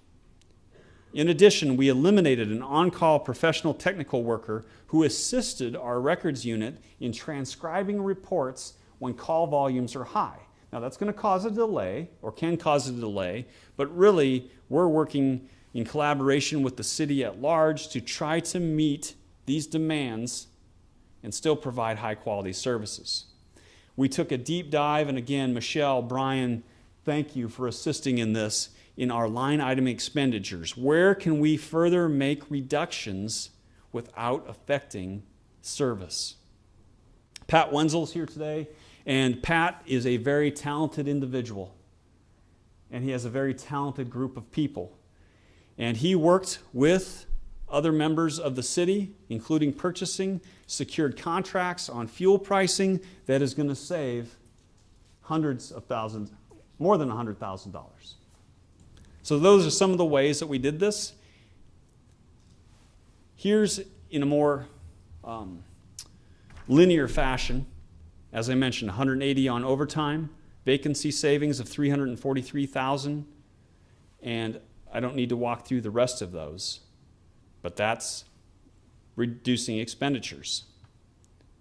In the same breath, there's a few other things that we're doing too.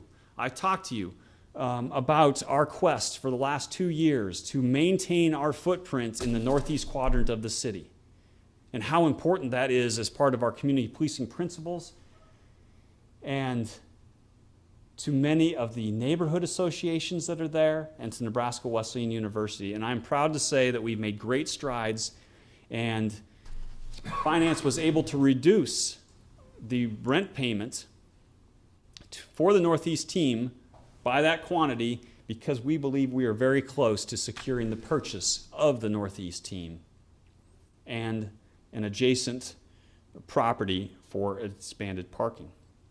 We took a deep dive into our software savings, and we reduced it by $50,000. But in the same breath, when I talked about changes that were made based upon the financial constraints of the pandemic, and also changes in how are we policing, these are things that were added into our budget. And these are things I fully support, right? We've implemented in a very tiered and structured approach body-worn cameras, first on center team in January of 2018, then at the Northwest team in January of 2019, and that was my continued thought process. Our officers want them, our citizens want them. It improves quality assurance measures, and in my belief, it improves trust. And with those concepts in mind, the mayor's office, working with us, has provided funding opportunities to fully implement for our uniform street teams, so the 3 remaining street teams, body-worn cameras. And if this budget is ultimately adopted, that will be our processes that we will immediately begin upon. And what's included in that, and has always been a question, it is a large-scale technology program that requires people to manage the hardware, the software, and then also to be able to effectively review these and provide it to the courts for cooperative information. Those employees are included in this, along with some annual maintenance fees. I'm excited about that. I think that is a positive change, and one that I hope comes to fruition. I've talked a lot. I don't know if I talked too long. No, you're good on time. Okay. Does anyone have any questions for Chief Leitmeister, Mr. Christensen? Okay, so in the recent unrest, officers were subjected to flammable liquids thrown on them, feces thrown on them, fireworks trying to light them on fire. And my understanding is we had over 24 officers injured during this civil unrest. Have those injuries had an impact on the budget? That's a great question. So there's a spectrum of severity of those particular injuries, but there is one officer that is still and will be out for approximately 9 months, maybe a little bit longer. And Does that have an impact? It absolutely does. Because we have to backfill that particular position in order to meet minimum staffing requirements that we have to provide the services that they have. Now, it's not unique that we have an injured employee because of the dynamic nature of what we do. What is unique is 24 officers being injured within a 3-day span and the circumstances that surrounded that. And so, continued budgetary impacts, there are some, but like we do with all other things, we're going to adapt based upon what resources and finances we have available. Okay. Can I go ahead and do some more? Yeah. Okay. Keeping up with growth of our city, both in terms of population and expanded geographical area, we've kind of looked at trying to add a minimum of 4 officers a year to keep up with growth, and then more to kind of bring our staffing levels up to something that's looks more equitable with other cities of our size. Where do we stand with that whole idea? Are we making progress, or are we just treading water? I can speak specifically, Councilman Christensen, to my tenure. Within my tenure at the Lincoln Police Department, 29 commissioned officers have been added to the authorized strength over that span of 4 years. Included in that is the 5 that I just spoke about from June of 2019.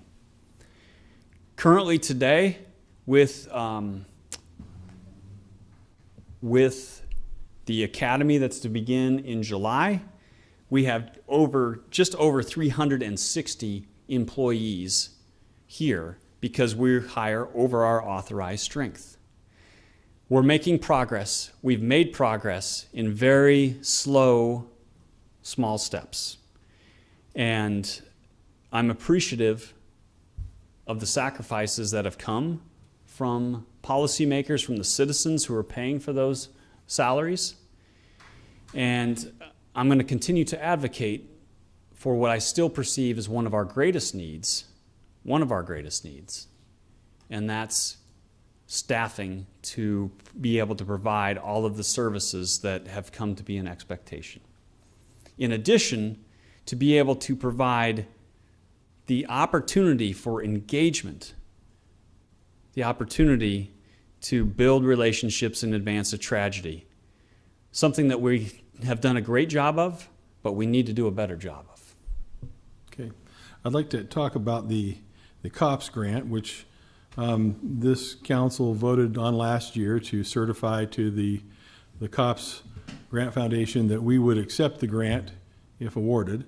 Can you give us a timeline on what we might expect of when we would see that formal award come forward?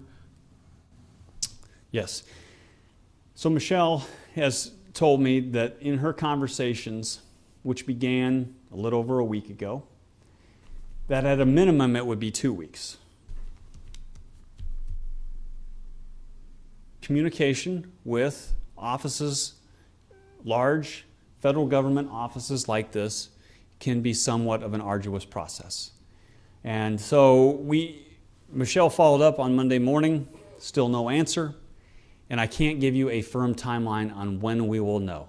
But as soon as we do, I obviously will let the mayor's staff know, and I'm certain that will be communicated to all of you as you work your way through your process. So to follow up on that, so the grant, let's say the grant is formally offered to us, and the question is, we know how many dollars are in there. What is the matching portion for the city? And you don't have to do this right now, because we can, and the other thing I would like to have sent to all the council members is a copy of the grant application that we filed. And then just to review, so let's say we go ahead with the option of the original grant application, and we find 5 officers or 5 candidates who we bring in, and what would be the timeline for recruiting, training, and then allowing those officers to free up 5 experienced officers to do the firearms investigations?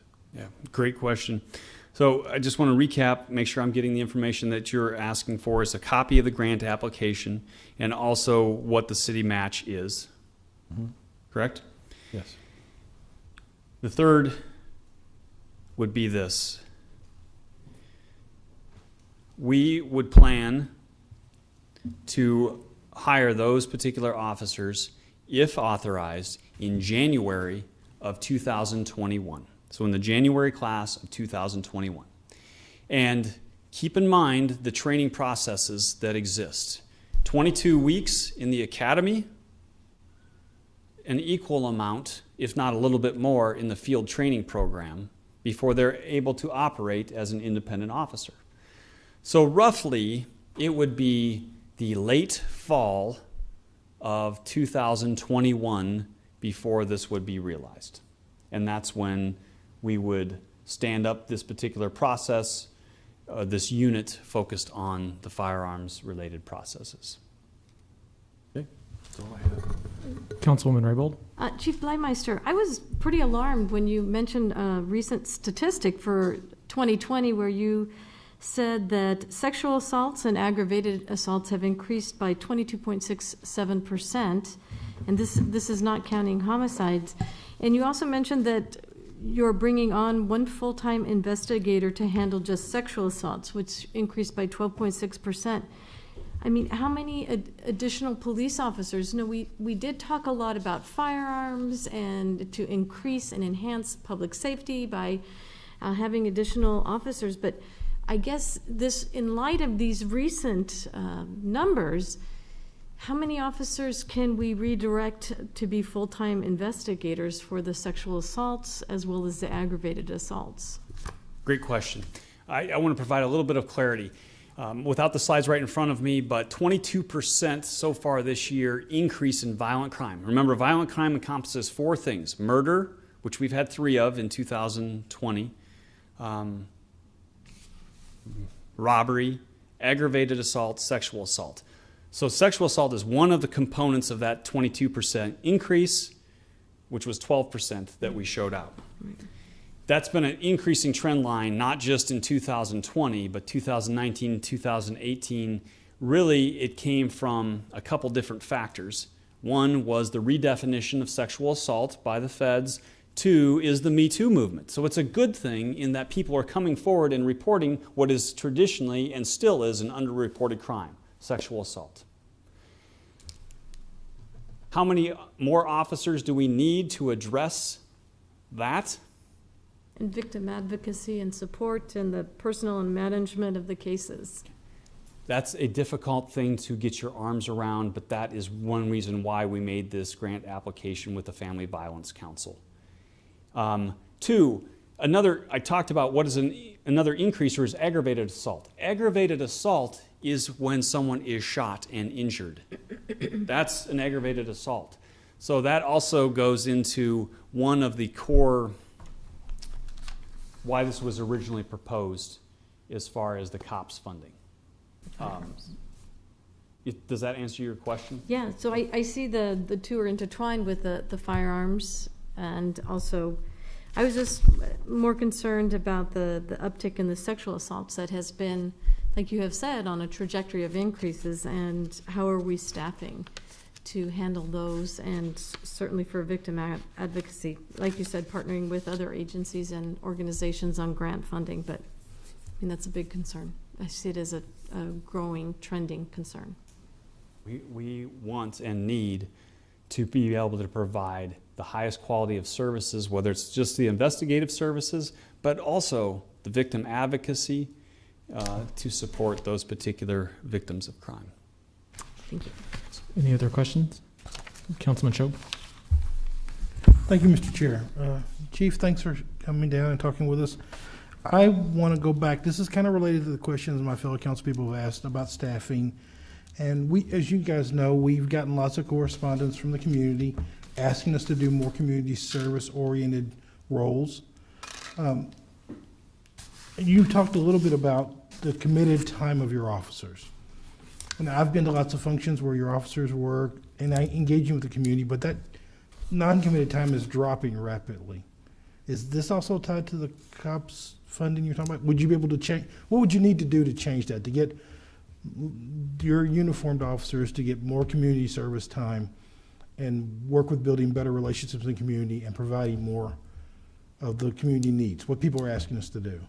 That is a great question. So it involves so many different things. One thing that I need to point out is part of the conversations that are occurring are police officers, the policing profession, most appropriately skilled at intervention and mental health calls for service. That's one example that we're talking about. I've seen the numbers, and that's one of the highest calls for service every day.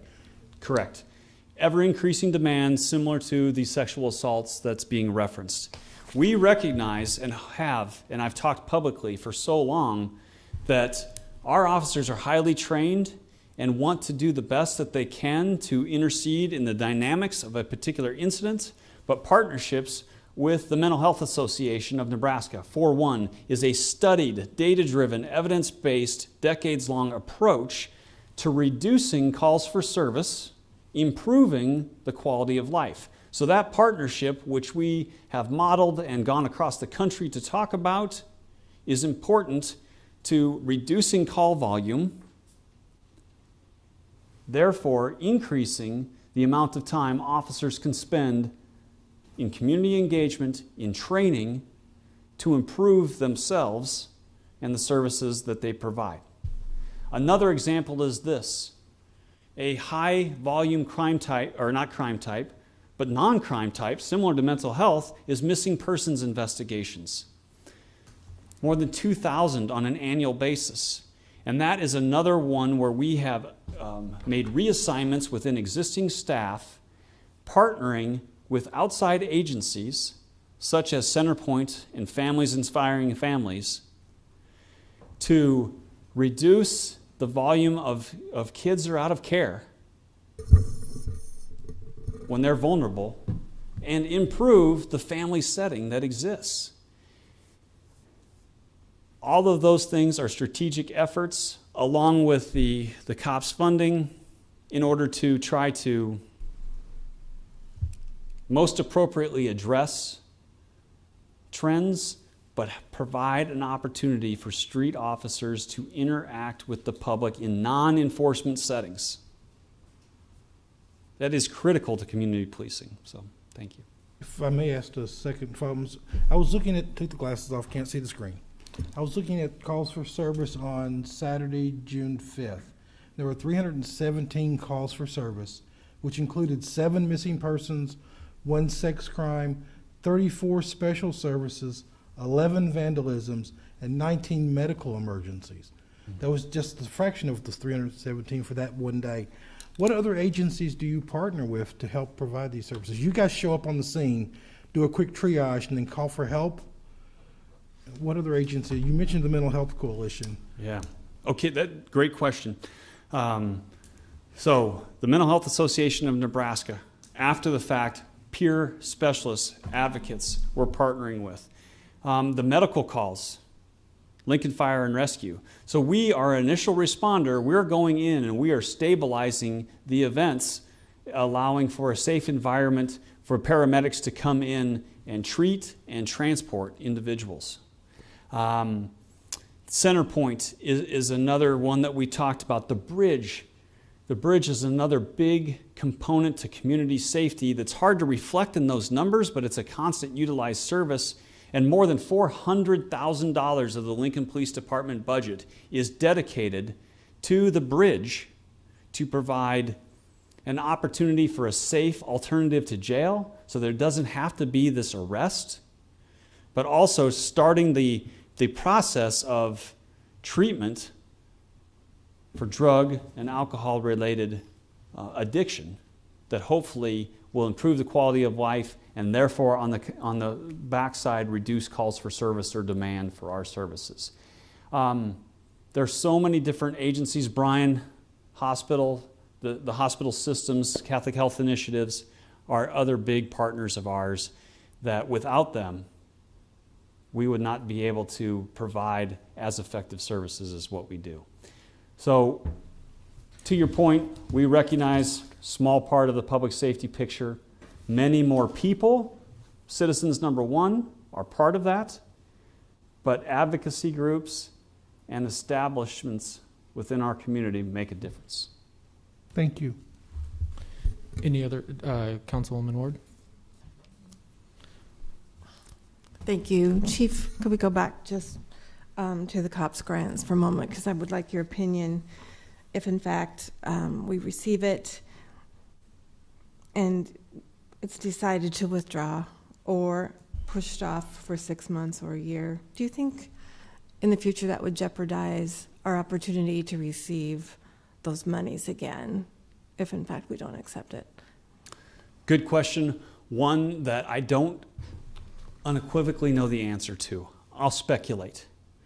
I'll speculate that if the reasoning is sound and provided to the COPS Foundation of why we're taking the actions, I think like all others, that transparency goes a long ways. And if we have an opportunity in the future then to make application, I would hope that it would not hinder that decision-making process. I don't know for sure. We've never turned down one before, I assume, in the history of, maybe that's a Michelle question. Michelle's nodding her head, saying that we have received and turned down. This is outside of my forte. Before you were here, it was a COPS school grant, and we couldn't add school resource officers at the time, and it got turned down. Okay. Understood.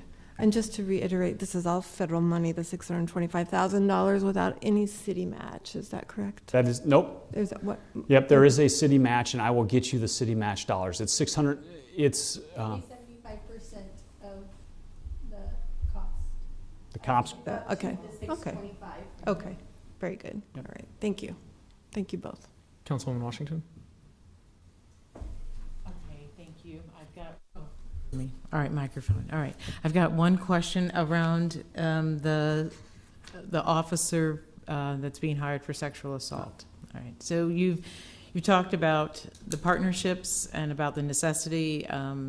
Those numbers, the increasing numbers of sexual assault are disturbing, so I can understand why we need to hire another officer. You talked about the partnerships and about victim advocacy, and I'm wondering, is victim advocacy part of what LPD does, or is that a partnership? Is that a not-for-profit who does the victim advocacy work? Great question. And I need to make sure I'm providing clarification. We've applied for this grant. Oh, okay. We're anticipating that we give, because it's 100% if we get it. Okay. It has not been, we have not been notified, but we hope to know soon. Embedded in that is funding for a portion of an additional victim advocate within the Lincoln Police Department. Today, we have 3 full-time victim advocates who are serving not only the Lincoln Police Department and the city of Lincoln, but the entirety of Lancaster County. But they couldn't do what they do without their partnerships with Voices of Hope, with the Child Advocacy Center, with so many other entities. And so the grant application, which I believe is roughly around $500,000 total. I'm looking at Michelle out of the corner of my eye. Okay. But it's roughly around that. Only a portion of it is for the sexual assault investigator. The remainder is for a portion of a victim advocate, and then for oversight and management and some brick and mortar support outside of the Lincoln Police Department. And then one last question. Is it an officer who provides victim advocate or a civilian position? Civilian. And the 3 victim advocates led by Elizabeth McQueen, who is another talented manager that we're fortunate to work with at the Lincoln Police Department, and 2 of her staff. There are civilians. Okay, thank you. Councilwoman Raybould? I have one more question. I know, Chief Blymeister, you spoke very highly about the resources that we already have in our budget for ongoing training, annual training, de-escalation training, implicit bias training. In this upcoming budget, is that money going to stay the same, or are we, in your budget, have you requested additional funding for training to make sure that all the officers have the time that they need? The training time. Yeah. There has been no additional dollars requested for training within the 2020-21 budget. However, we do have existing line items of training, some of which have been slightly reduced. Is that accurate? At least in the 911. Remember when, I'll scroll back to this particular slide. Support expenses. There might have been a component of that that was training, but I can't remember. Michelle's telling me no. So, status quo. You can get an answer to that later on, so you don't have to worry about it. But in light of all the concerns we've heard from the community, we recognize how important it is for that continued funding for ongoing training, if not additional training. You bet. So basically dollars dedicated to training within the 2020-2021 budget. Correct. Okay. Councilman Good Cho. question. I have one, thank you, Mr. Chair. Chief, I got one more question on the same slide we're talking about. Overtime. While we're living in pandemic, life is a little weird, but usually we have 8 weekends a year when Lincoln is inundated with people, and your officers provide safety for the entire community. Some of that's considered overtime. I'm concerned that we're doing something by reducing these numbers that will limit your ability to keep our community safe. Am I overthinking this? No. Excuse me. Sorry about that. Overtime dollars for special events, including the ones that you're referencing, are built into our overtime budget. As you recall, when I talked about our trend line analysis with the help of Sherry and Brandon and James, we're looking how do we most appropriately spend these dollars over a span of years. We don't want to look at a snapshot in time because things can vary in one year to the next, but the trend line analysis is important. I share your concerns, but we also have to recognize the sales tax impact that's been had on all city services, and not only city services, but to businesses, to all of us as individuals. And really, we're trying to drill down into how can we most appropriately still provide the same level without minimizing the quality of services. One of the ways is that we pride ourselves on focused, problem-oriented policing, right? We identify a problem, we have detailed evidence-based approaches using data to address those. Some of those take overtime. Yes. Those are probably more likely to be impacted than the traffic direction and control than what you're referencing. Yeah, I think you addressed my question. I don't think officers are seeking overtime. They're using overtime because they're needed in our community. And I worried that there will be needs unmet. And you're saying that you've thought about that and that is part of the equation. Thought about it, and once again, to the answer, we will adapt based upon what we have in front of us and available to us. Thank you. I understand. Thank you.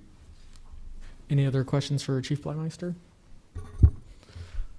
Okay, I want to thank you so much for coming out. I just want to say that I know that this budget department has some extra interest in the community right now, and so that's why we were pretty lenient on the 30-minute time frame. Wanted to make sure that we had enough time for dialogue. I'll make this announcement again, but if we do have people that specifically are going to show up for, because it was originally scheduled for 3:15, we went early because the past Lincoln Transportation Utilities went really quickly. Then we will live stream this budget briefing again for anyone who shows up, so they have the opportunity to hear it if they came down to the council chambers when Fire and Health is done with their budget briefings. Does that make sense? Okay. All right. Thank you so much, Chief Bleimeister. Thanks. All right, coming up next, we're going to have Pat Bohr with the fire department, where he will speak for 30 minutes about the upcoming budget. We're going to kind of get back on track with keeping the schedule a little tight. When we get to the 5 minutes remaining mark, I'll give a little signal, and John Carlson will take down any questions that require an extensive response.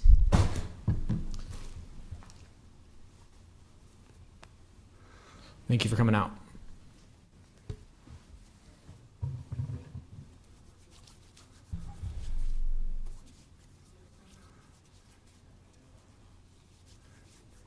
Good afternoon. Hi, Chief. Good afternoon. Good afternoon. Are we ready? You Yep. bet. Yep. All right. There you go. Okay. All right. Well, thank you for this opportunity to present the fire department budget to you. Thank you. I also want to give a shout out to my team. This is not a single person effort. This is a team effort, and I want to give a shout out to my team, my assistant, my interim assistant chief who is here, and my other members of my staff who are not. They wanted to respect the social distancing, and so they chose to view it remotely. All right, we'll begin. So you have in front of you the themes. I won't belabor the themes. I think you've seen those and heard those a number of times. So I won't belabor those by reading those again to you. We'll move quickly to the second slide. On this slide, I want to point out, I want to emphasize the commitment of the members of my department to this community. They are committed to ensuring the safety of the public, the health of our citizens, and their quality of life. During this pandemic, they continued to provide service to this community.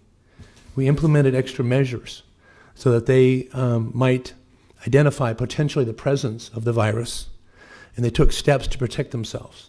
And they took steps to protect the community, to prevent the spread of the community, to prevent the spread of the virus in the community. And members of my staff worked tirelessly in the organization that we put together to help manage this pandemic. And so, again, an example of a commitment of the members of my department to serve this community, especially through the pandemic. Lincoln Fire and Rescue appreciates the investment to our department, particularly last year with the investment of apparatus and personnel. We use those investments to continue to serve the community. We thank the council, policymakers, elected officials, the mayor's office for those investments, and we try to use those wisely to serve the community that we're obligated to serve. The next series of slides contain performance measures that we look at on a regular basis, trying to ensure that we provide good service to the community. It measures our level of performance. The first two that you're looking at, you can call them graphs or speedometers, whatever term that you want to use, but these two talk about how quickly we arrive, how quickly fire units arrive, and our ability to contain a structure fire in the room of origin. Containing a fire to a room of origin supports the themes of safe and healthy city, vibrant quality of life, and resilient city. If we can contain a fire to the room of origin within that building, the likelihood that the family can remain in the structure is very high. Mm-hmm. When the fire gets outside of the room of origin, the likelihood of injury or worse for a citizen rises exponentially. When a fire leaves the room of origin, the chance of injury or worse to a firefighter increases exponentially. So we want to do everything we can to keep it within the room of origin. And again, it allows a family to stay in their home. They're not displaced for a long period of time, or they may not have to, or even better, they don't have to rebuild. They can stay in their home. Again, that supports a very resilient city. The first arrival time, note that it says for fire incidents. We measure that in two different ways. We measure the response times to fires. It's a little bit longer than the response time for EMS calls. And that's because we have to don our protective clothing. We want to make sure that when we arrive, that we're properly prepared to address the emergency. And so a little bit later on another slide, you'll see first unit arrival again. But that one is specific to EMS calls.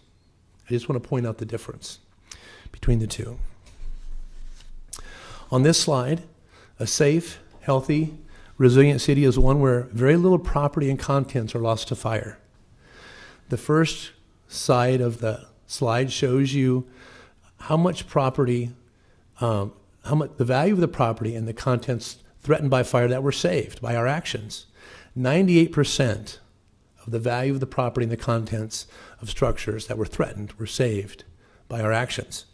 And the bar graph to the right, on the right-hand side of the slide, shows you that monetary figure.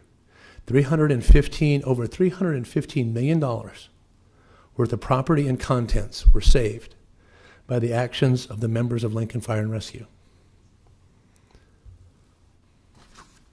Performing high-quality CPR supports the theme of a healthy city and a vibrant quality of life.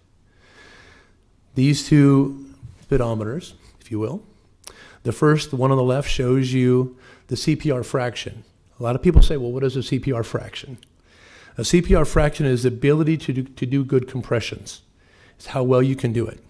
The American Heart Association tells us that if you could do good compressions, the results of those compressions it's much more likely to have a good outcome.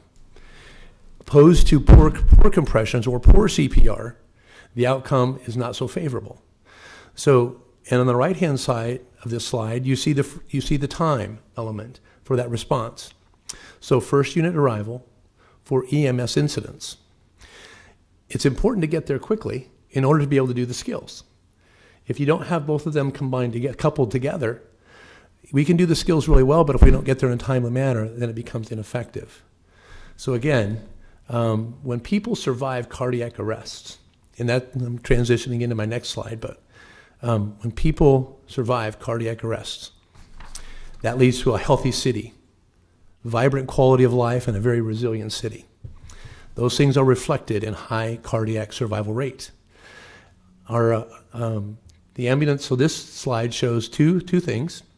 The first one is ambulance arrival response time, and that's, as all of you know, a municipal code.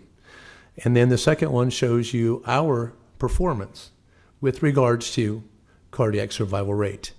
We are in the neighborhood, generally speaking, about twice the national average. So Lincoln is in a good position with regards to a healthy city and a vibrant quality of life and resiliency. Ambulance response time is important. In a cardiac arrest situation, definitive care is the answer. We do the things we need to do, CPR and other things, but the answer is definitive care in the hospital. So that's why ambulance response time is important. This slide shows the reductions from this year into next. A portion of our operating supplies were reduced. And I just want to point out, we made decisions for decreases in several areas, they're shown here, in order to preserve all of the services that we deliver that lead to a safe and healthy city, a vibrant economy, and quality of life in a resilient city for the city of Lincoln. It amounts to about a little over 1% reduction. Again, those reductions come in the area of operating supplies, which were a portion, a vacancy credit, which was the largest of the five, $284,000. A portion of our station furnishings we are just not going to do next year. Schools and conferences, I believe that one is eliminated completely.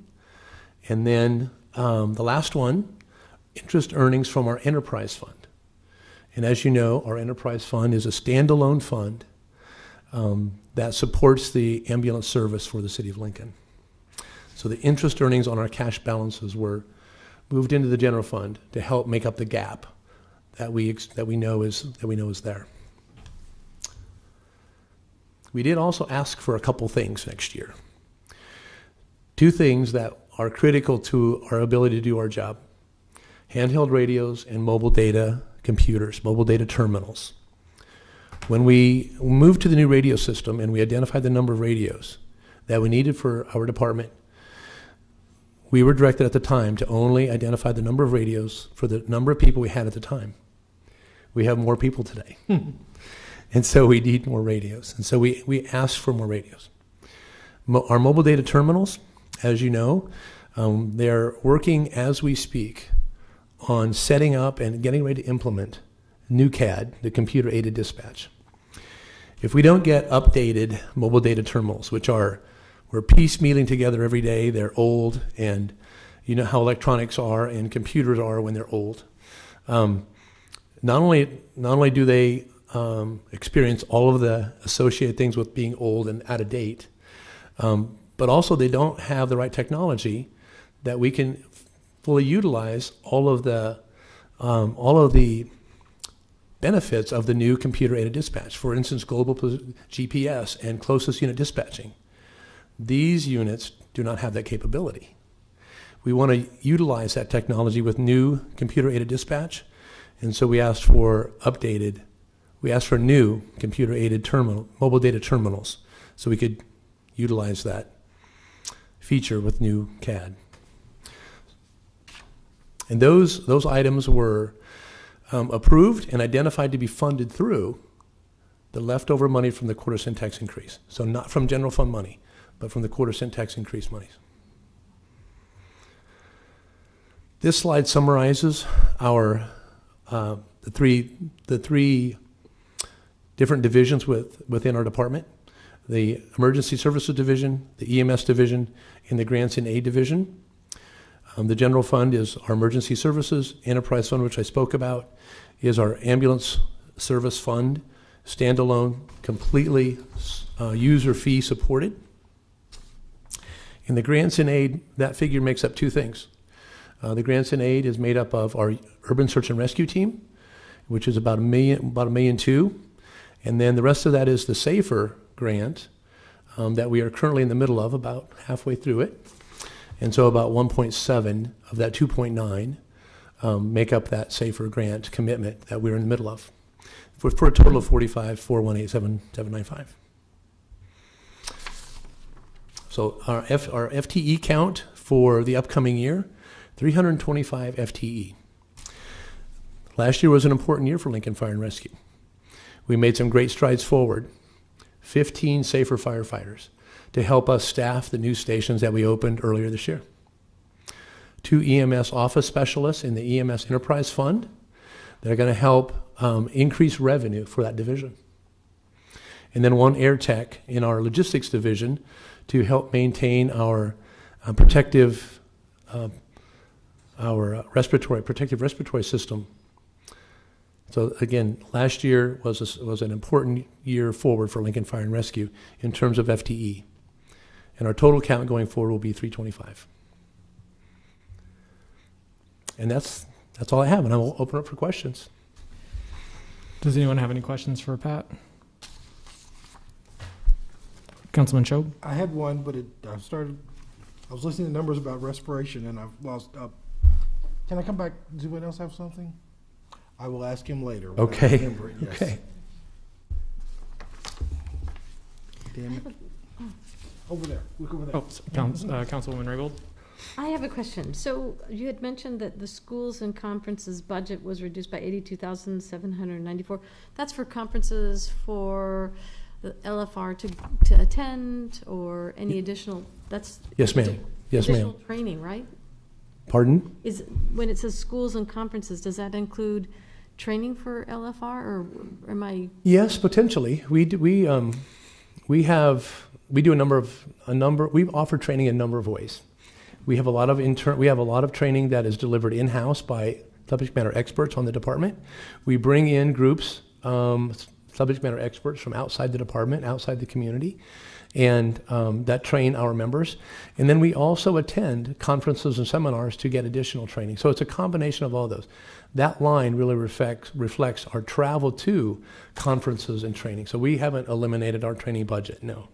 I think was a basis for the question. Yes. Good question. Thank you. Yes, sir. Sorry, guys. Thank you, Chief. Thank you, Mr. Chair. Mine was a numbers game. It was, first off, are all the newer stations open? How are we on opening? Are they all up and running? Yes, sir. we opened the last one, Station 16, a block north of 98th and O, in May. We staffed it, and we made the promotions, assignments, and transfers, and it's fully operational. Well, I missed the open house. There might have been a COVID problem. We didn't do it. It was a COVID thing. We didn't do it.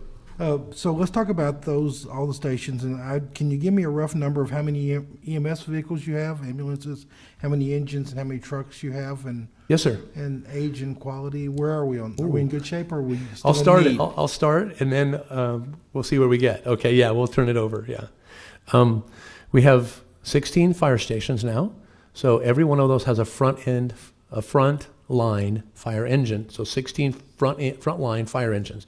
We have 4 in reserve. I can tell you the reserves are not the best quality. We have 4 fire trucks, aerial apparatus. They're distributed in each of the 4 quadrants, and we have 1 in reserve. And 2 of those, one of the front lines is 1985? 1991. So getting a lot of years on it. And the one in reserve is even older than that. We have 7 frontline ambulances that we strategically locate. We evaluate their locations each year, and we have somewhat of an ability to move them to a different station if the demographics of the community change. And so we evaluate that on a regular basis to make sure that the ambulances are in the right place. Because with only 7 of them, and with an ordinance that says we need to get there quickly, we want to put them in the right place to accomplish both service and meeting the requirements of the ordinance. We have 6 in reserve, 6 ambulances in reserve. Is that correct? 5 in reserve. And we have a regular, each year we remount or purchase, and so constant, because those get a lot of miles, and so I answered part of your question. I'm sure I didn't get all of it. The thing I was really, yes, you did get all of it. 16 stations, 7 emergency vehicles, 5 in reserve. So we're always a little short, that's what it sounds like. Yeah. You know, we, a year ago, we put, I apologize if I'm taking your time, and just tell me to, just give me this signal if you want to. A year ago, we put the 7th ambulance in service because we were falling short of the ordinance. We weren't meeting our own expectations for service.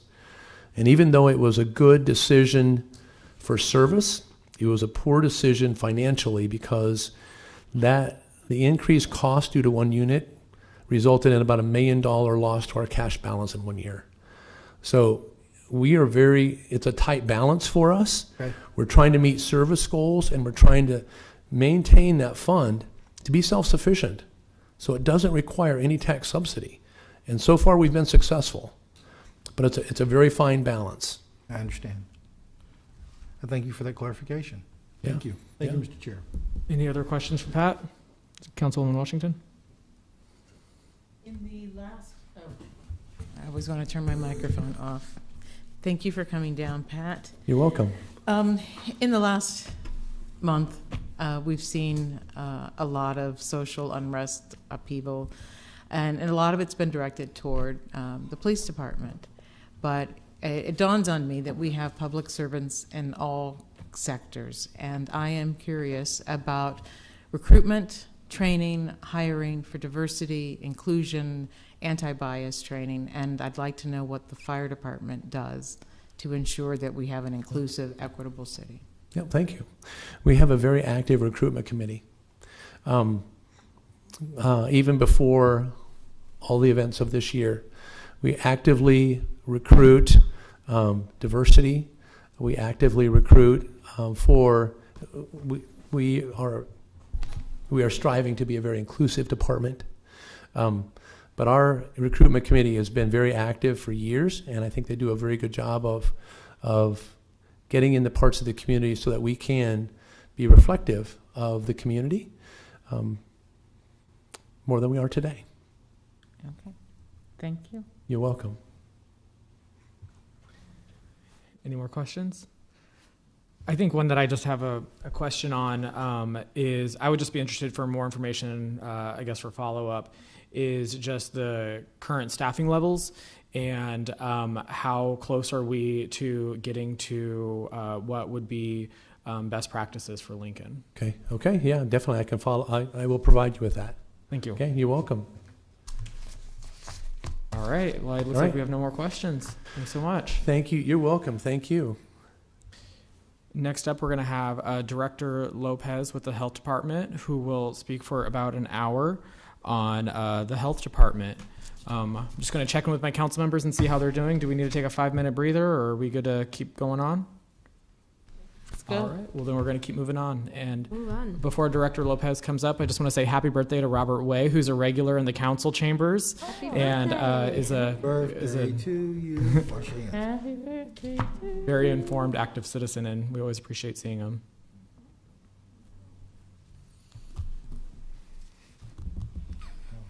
It's always exciting to spend your birthday in budget hearings, isn't it?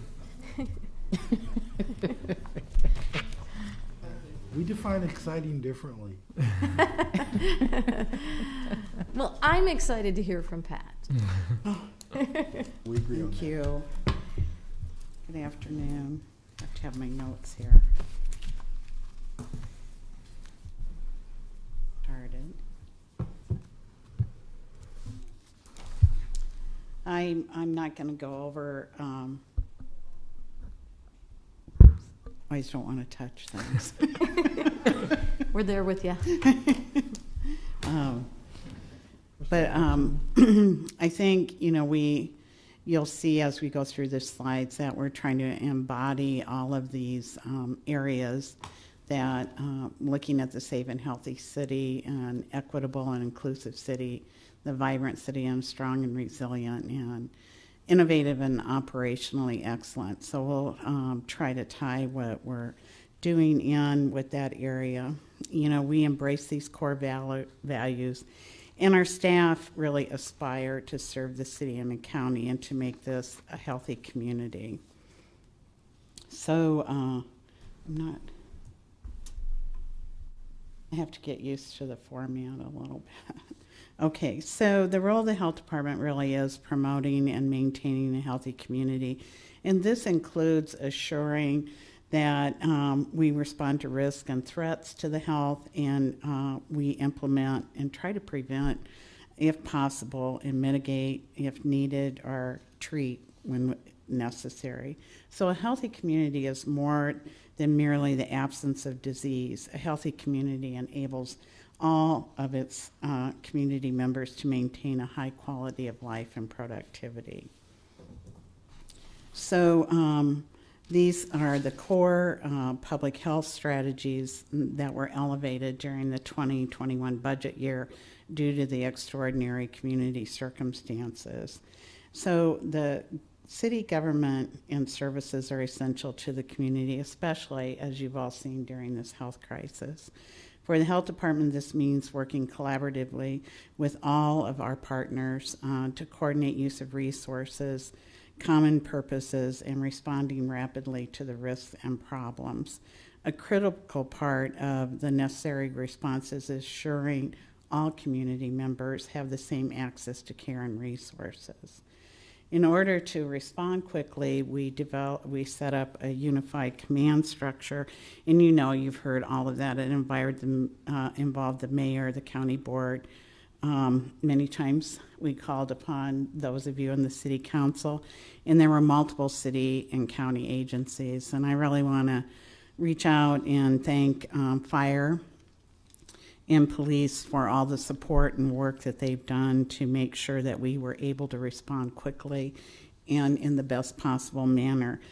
Some of that included even finding pathways for traffic at the drive-through sites, looking at other sites we could go to, allocating resources and assisting us. And especially we've been engaged too with our health systems across the community and other community members. So I'm going to just share a little bit of that information with you. One of the things that has been really important to us was to address these health inequities we see in our community. And this is an area that we're always working on at the health department and addressing. So we collaborated with multiple community organizations, and this included finding other resources to reduce overcrowding, as you heard, in shelters, providing personal protective equipment for staff and clients, coordinating with cultural centers for outreach to populations at greatest risk of exposure to COVID-19, and providing translation and interpretation services as well. For example, the cultural centers are helping to coordinate assistance for households in quarantine and isolation due to COVID-19. I think that that's a really important part of the work that we do, and we'll talk a little bit more about that. And we also have done a lot to ensure that public safety and health and quality of life, and one of the ways of doing that is our use of public health nurses to investigate cases of COVID-19 and provide contact tracing. We were also able to work with our Lincoln Public School nurses and enlist their assistance in the contact tracing. We developed an electronic system for personal protective equipment that the community could access easily, and we serve the entire health community, first responders, and I think Chief Blymaster mentioned law enforcement, corrections, and city-county agencies, as well as many others. The health department also has used our epidemiologists to develop our COVID risk dial, and multiple other reporting systems that we use.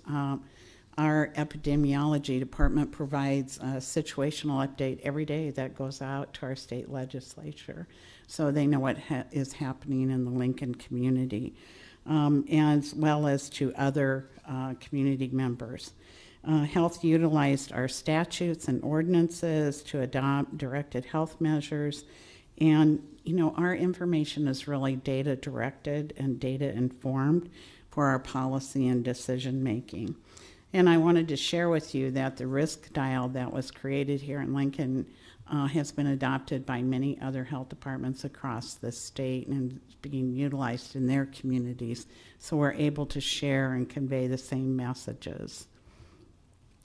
Another area that we looked at was looking to our Chamber of Commerce early on, and LIBA and other businesses and industries to provide information up to date and how they could best protect their employees. We developed a COVID checklist for businesses that was widely distributed, and we've continued that engagement with the Lincoln Chamber of Commerce and LIBA, as well as the other businesses. We reached out to the large employers and industry to determine their needs and for both their business and their employees and customers. We also have provided to guidance for their operations during the pandemic, and there's a resource page for them to use on the website that was developed.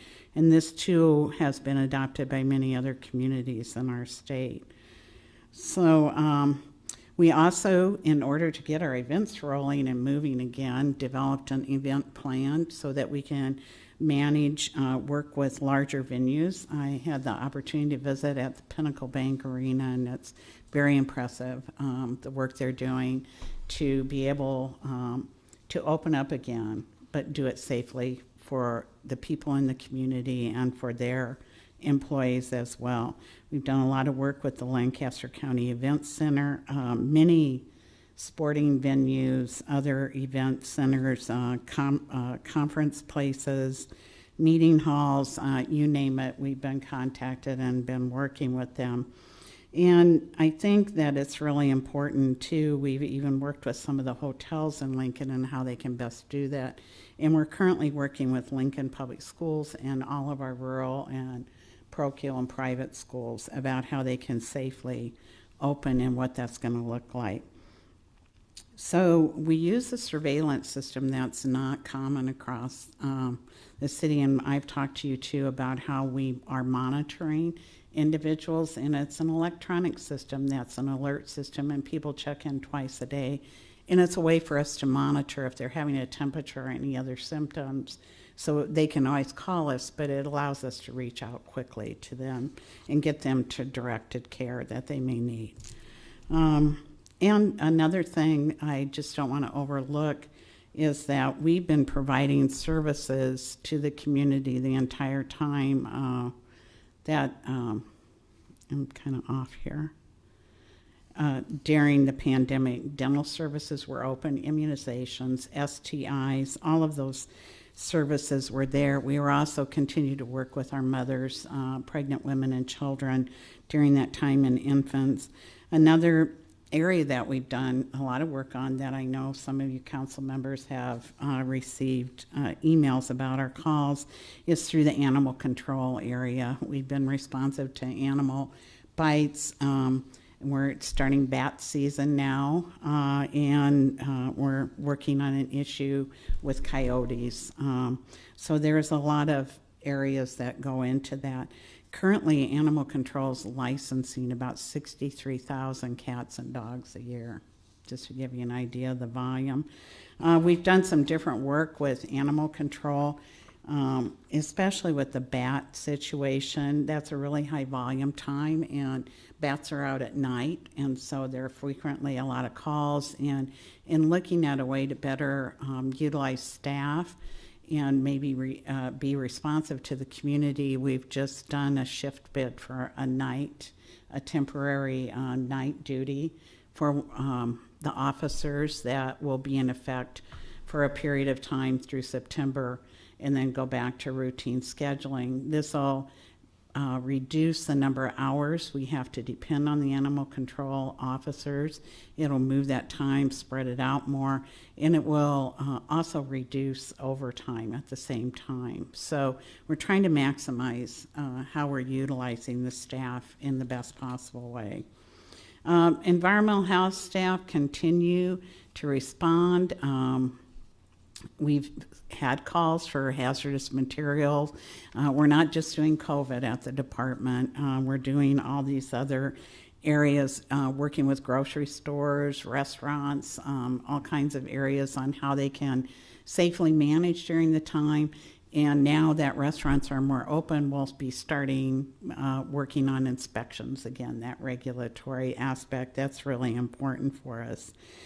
We did move many more of our educational sessions online so that people could do them remotely, but we still have a request that people really want to be able to come in face to face. And we do offer our training in other languages, and a lot of times that's a lot more effective face to face. And in the dental program, about 82% of our individuals need interpreters when they're seen.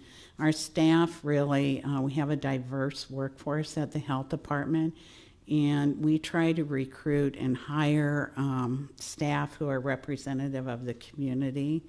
And I think that we really want to be the welcoming place in the community, and we want people to feel comfortable. So that's a major focus of our work, is addressing health equity in the community. Let's see. Let me go. And you've all seen the our data dashboard. And this was developed and put up by the epidemiologists at the health department. So I think it gives you a good idea of some of their work. When we say epidemiologists, people don't always know what that means, and they think it's people that work with numbers. I think the most important thing going forward about the response to the COVID-19 has been, because of the tremendous support from the mayor, the city council, and the county board, we really have a depth and breadth of well-experienced staff there that could really move forward at the right time and in the right way to move us into addressing this. We had all these relationships in the community. Before COVID, even most of our work involves working with different community members.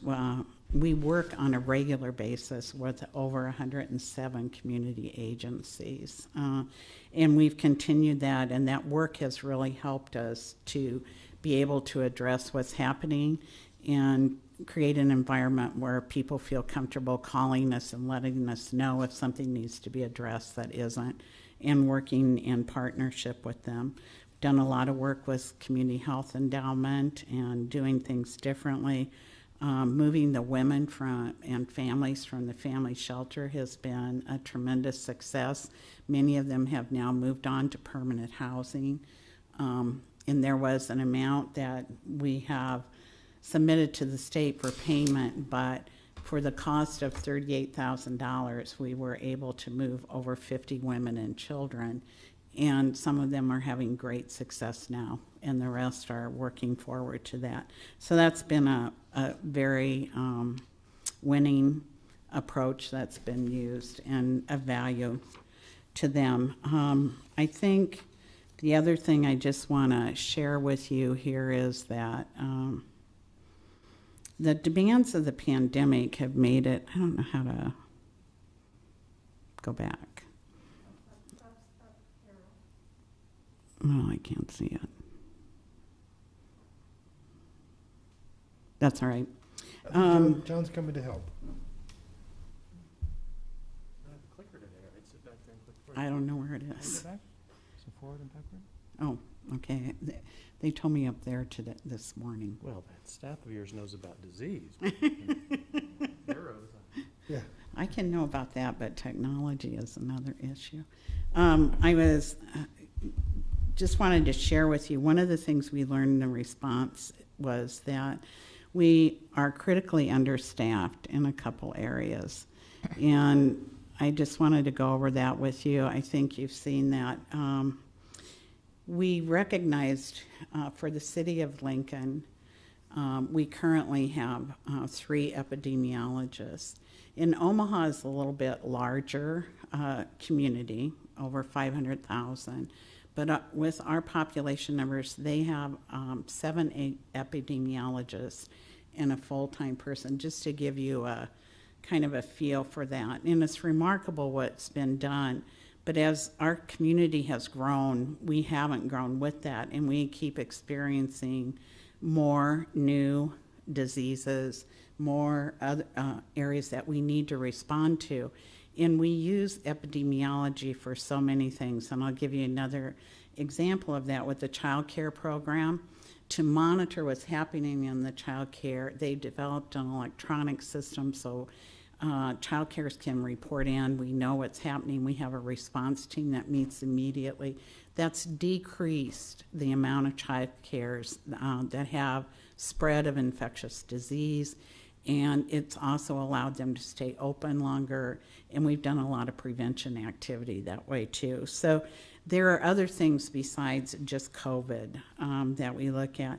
We also recognize that we have Tim Timmons, who I think most of you know, is our manager in the communicable disease area, and he has 1 3/4 nurses working there for the entire city.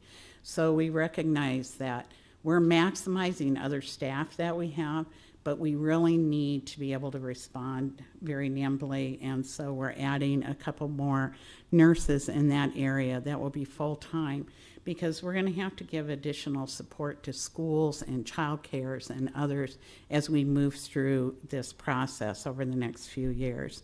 Then the other area that you see is related to environmental health, and that's to assist with all these application requirements and additional support to businesses and community. As we move forward, we'll keep learning about that more and what we need. And another thing that we realized is that we don't really have a public information officer at the health department. And during this time, we have issued AIR advisories. We've had to get out physician advisories. We have done multiple other news releases and presentations and press conferences and we're using Link TV to do promotional PSAs and that. But we really need to have somebody that can help us be focused on that, to allow the staff with those other skills to be focused on getting that delivery out in the community. So those, I just wanted to explain that a little bit when you see there. And we're utilizing state and federal funding as much as possible at this point, but just wanted to let you know. And then I think the rest of it is just mainly working in the dental clinic, all the referrals that we do, in the other areas. And communicable disease during this time, you might be surprised to know, we've been actually dealing with tuberculosis, E. coli, norovirus, and influenza. So we're not just working on COVID, as I said before. We've tried to maintain immunizations. We feel that's really important. We're working towards the flu season now and what we're going to do, and looking at other resources to aid members of our community, especially those who are experiencing health disparities and inequities due to their resources and socioeconomic status. So we, in particularly, are looking at resources to assist them. And I talked about animal control a little bit and our number of calls. They are on a radio system, again, thanks to police for helping us get there. So officers have a direct link to the 911 center to dispatch for assistance. We talked about our food safety program that's gone online. We have a tremendous program we've been able to share. And then we have our department water system that looks at West Nile well water and does the swimming pools. And we've had to do a lot of different mitigation related to that in the last year. So I'm getting ahead. And then the Has to Go, if you haven't been out to the hazmat site, I'd encourage you to go there. And we're really proud that they reached their goal of 100 and it was recycling 50 tons of things that would have gone to the landfill this year. Let me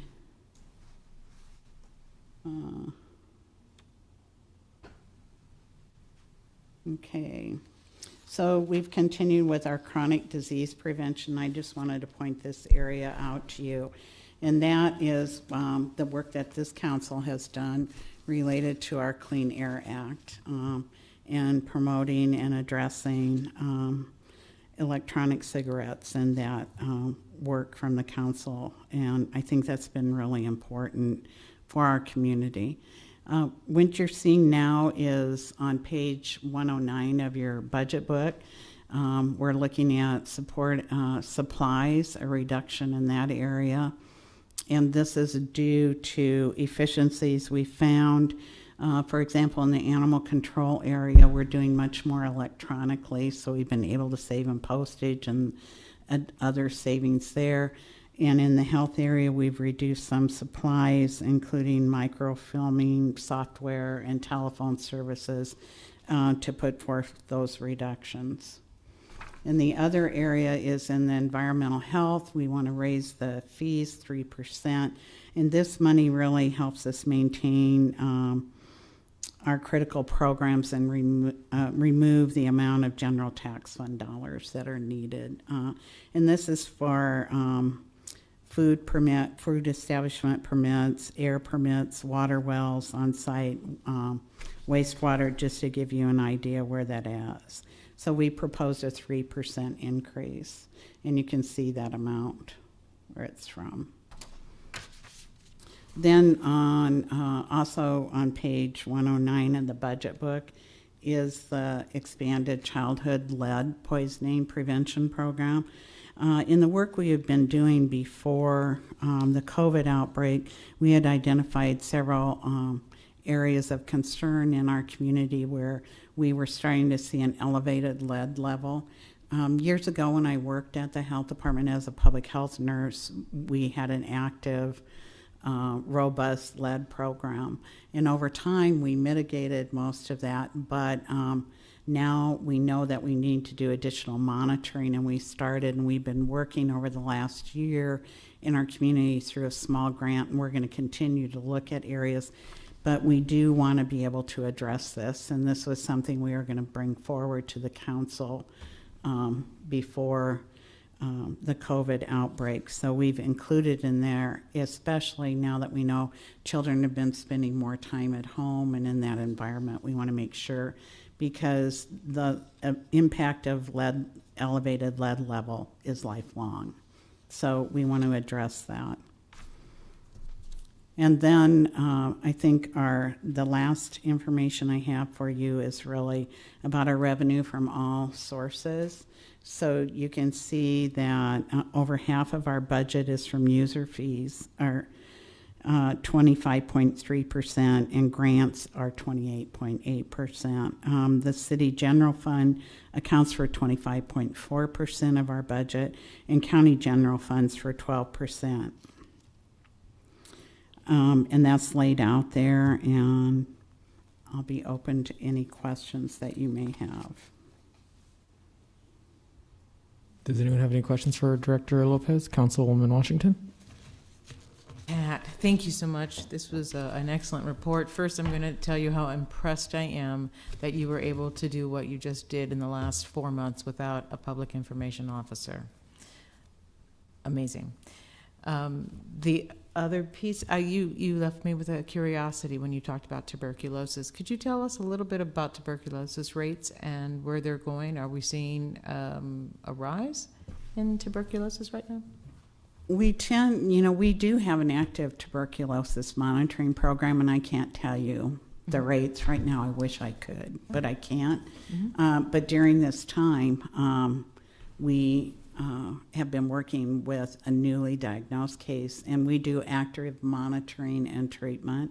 So many of the individuals we have to visit wherever they're at and do direct observational therapy for their treatment. And we have some other electronic means set up, but it just depends on what the situation is for the individual.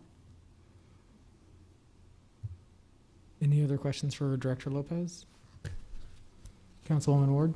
Thank you. And yes, I would just echo, Director, I can't imagine all the moving parts that you've all been dealing with the last several months, so my sentiments are the same. I just thank you. Thank you over and over again. When I first saw your request for all the additional staffing, I wasn't surprised necessarily, but I have to be really honest, it gave me a lot of pause. And so to that end, I guess, Pat, I would ask, is it fair to have you prioritize some of those positions for us? In the perfect world, we would like to be able to. Not right now, but if you would, if in fact as we deliberate the budget process, I mean, my background is government, so I worked at a time where every department I ever worked with had a PIO. Not that it's a luxury. I know the police department does. I don't know what other departments do. So anyway, I'm not the judge of that, but it just feels like, not that they're not necessary, it just feels like a lot to me to consider, given that a lot of the departments are giving up a lot. Not, again, that it's not warranted, because it's clearly you just justified it all to us. So I just have to be really honest and say it kind of, took my breath just a little bit. But again, not that it's not fair or needed.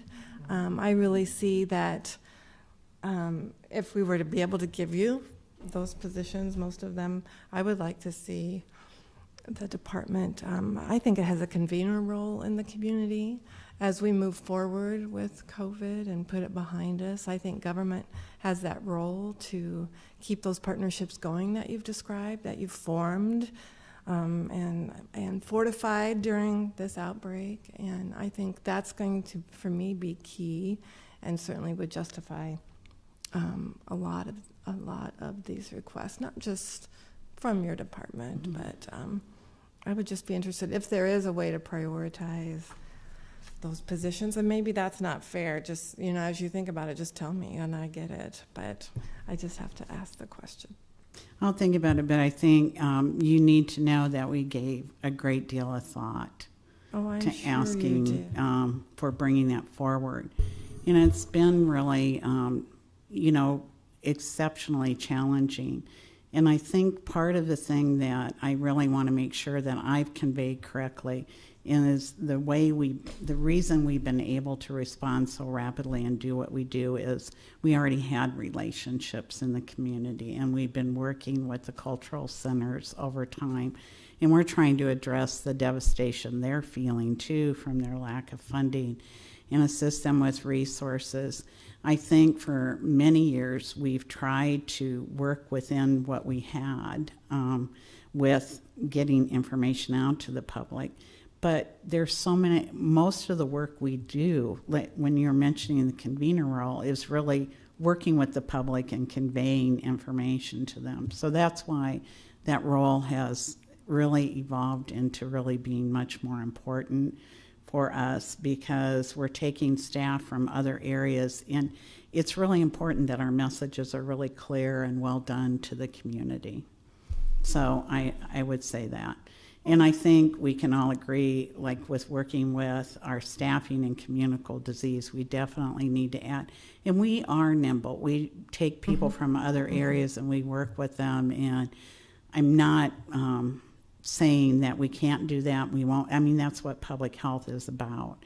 But I think it's a really important time for us as the city continues to grow and expand, that we continue to be as responsive. We've dealt with the pandemic with H1N1. We have also had to address things like Ebola and others, and we see what's happening with the environment and the cultural in our community, and especially as we are really working to address health inequities that exist. So that's what I'd say at this point. I understand. Very good. Thank you, Pat. Mm-hmm. I'm not one to ask for much, and so it's hard for me, because I do feel we have a tremendous responsibility to our community to be just and fair and do what we can with what we have. I feel that's personally, I just feel that's really important. But if we need to ask, and it's for the right reason, I will ask.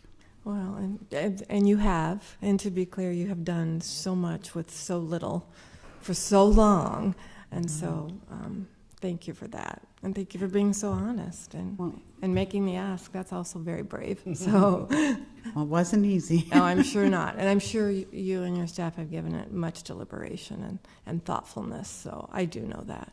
So I appreciate that. Thanks, Thank Pat. you. Any other questions for Director Lopez? Is there anything else that you want to mention or say? Or I just want to thank you for all your support during this time, and point out what a terrific staff you have at Lincoln Lancaster County Health Department. And our city is fortunate to have you. Well, we're fortunate to have you, Director Lopez. We're very fortunate to have your leadership during this unprecedented time of a pandemic, given your competency in how a health department should work. Your experience is extensive. We're lucky to have you. So thank you for leading us through this pandemic. Thank you. Bye-bye. All right. Next up to wrap it up is Brandon Kaufman. Clean up hitter. Bring it home. Come on down. Come on, baby. It's one of the best entrances I've had. Usually nobody's that excited.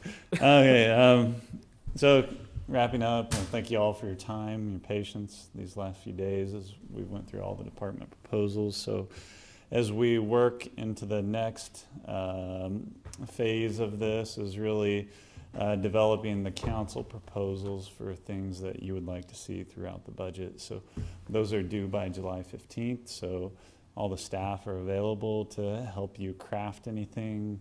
In the end, any proposal has to balance out. So for any expenditure increase, we have to have a revenue increase to offset that, or proposed offsetting expenditure reduction. So we're available, and please contact us if you have any questions or need more information.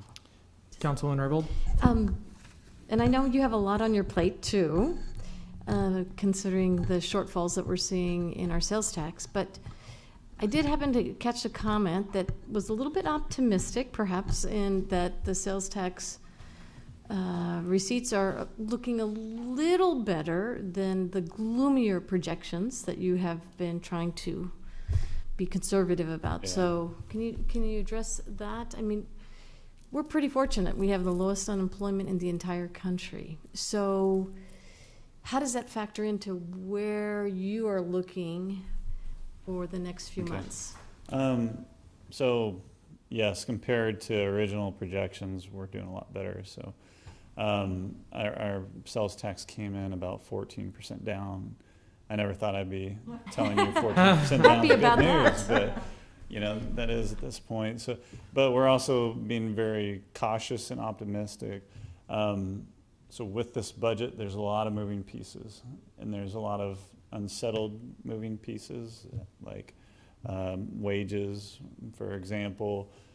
We don't know the impacts of the virus yet moving forward. So, you know, what are the continued economic impacts? Like, can you tell me football is going to be around? I think, you know, that's a major impact in the community. So I think that's why I said in the pay, you know, we're being cautiously optimistic. We're not recommending any changes yet in the budget. Also knowing too that we still have a second difficult year based off of the current projections as well. So I think we're trying to take that all into account, knowing that there's a lot of uncertainty within the upcoming year. And you know, sales tax, and there's a lot of variations across the board too on industry impacts. So like, you know, hotels are down significantly versus other types of industry like general merchandise, which might be Or grocery stores. Or grocery stores might be doing part. a little better. So. Yeah. Any other questions for Brandon, Councilman Washington? Yeah, this is probably not strictly a budget item, but since you were talking about hotels being down, and I realize every industry is different, but we had delayed our occupation tax. We had pushed it back. Do you have any recommendation? Are you thinking about what we need to do with that? Do we need to give it another shift for a specific business sector? I mean, restaurants are beginning to open up. That's really great. I know the DHM now says 100% restaurants will deal with that as they really can, but hotels are still taking quite a hit, and rental cars. So I'm curious. So right now, the delay in the occupation taxes, that ends June 25th. Right. The majority of those businesses, I think, have paid. I think we still have about 100 businesses that have deferred. The JPA, which gets all the occupation taxes, you know, they're on solid financial footing. You know, they've built up reserves. The model that was put in place has worked. However, the industries that are paying to help support the arena are also some of the ones that are greatly impacted by this. So, you know, you can do this for a temporary amount of time, but there's nothing that defers the bond payments. Right. And so we still have all those ongoing obligations. So you might be able to do this for a temporary period, but over time, doing this over a sustainable amount of time won't work for the JPA either. Right. So I think that's, you know, the balance that you're going to have to look at as we move forward.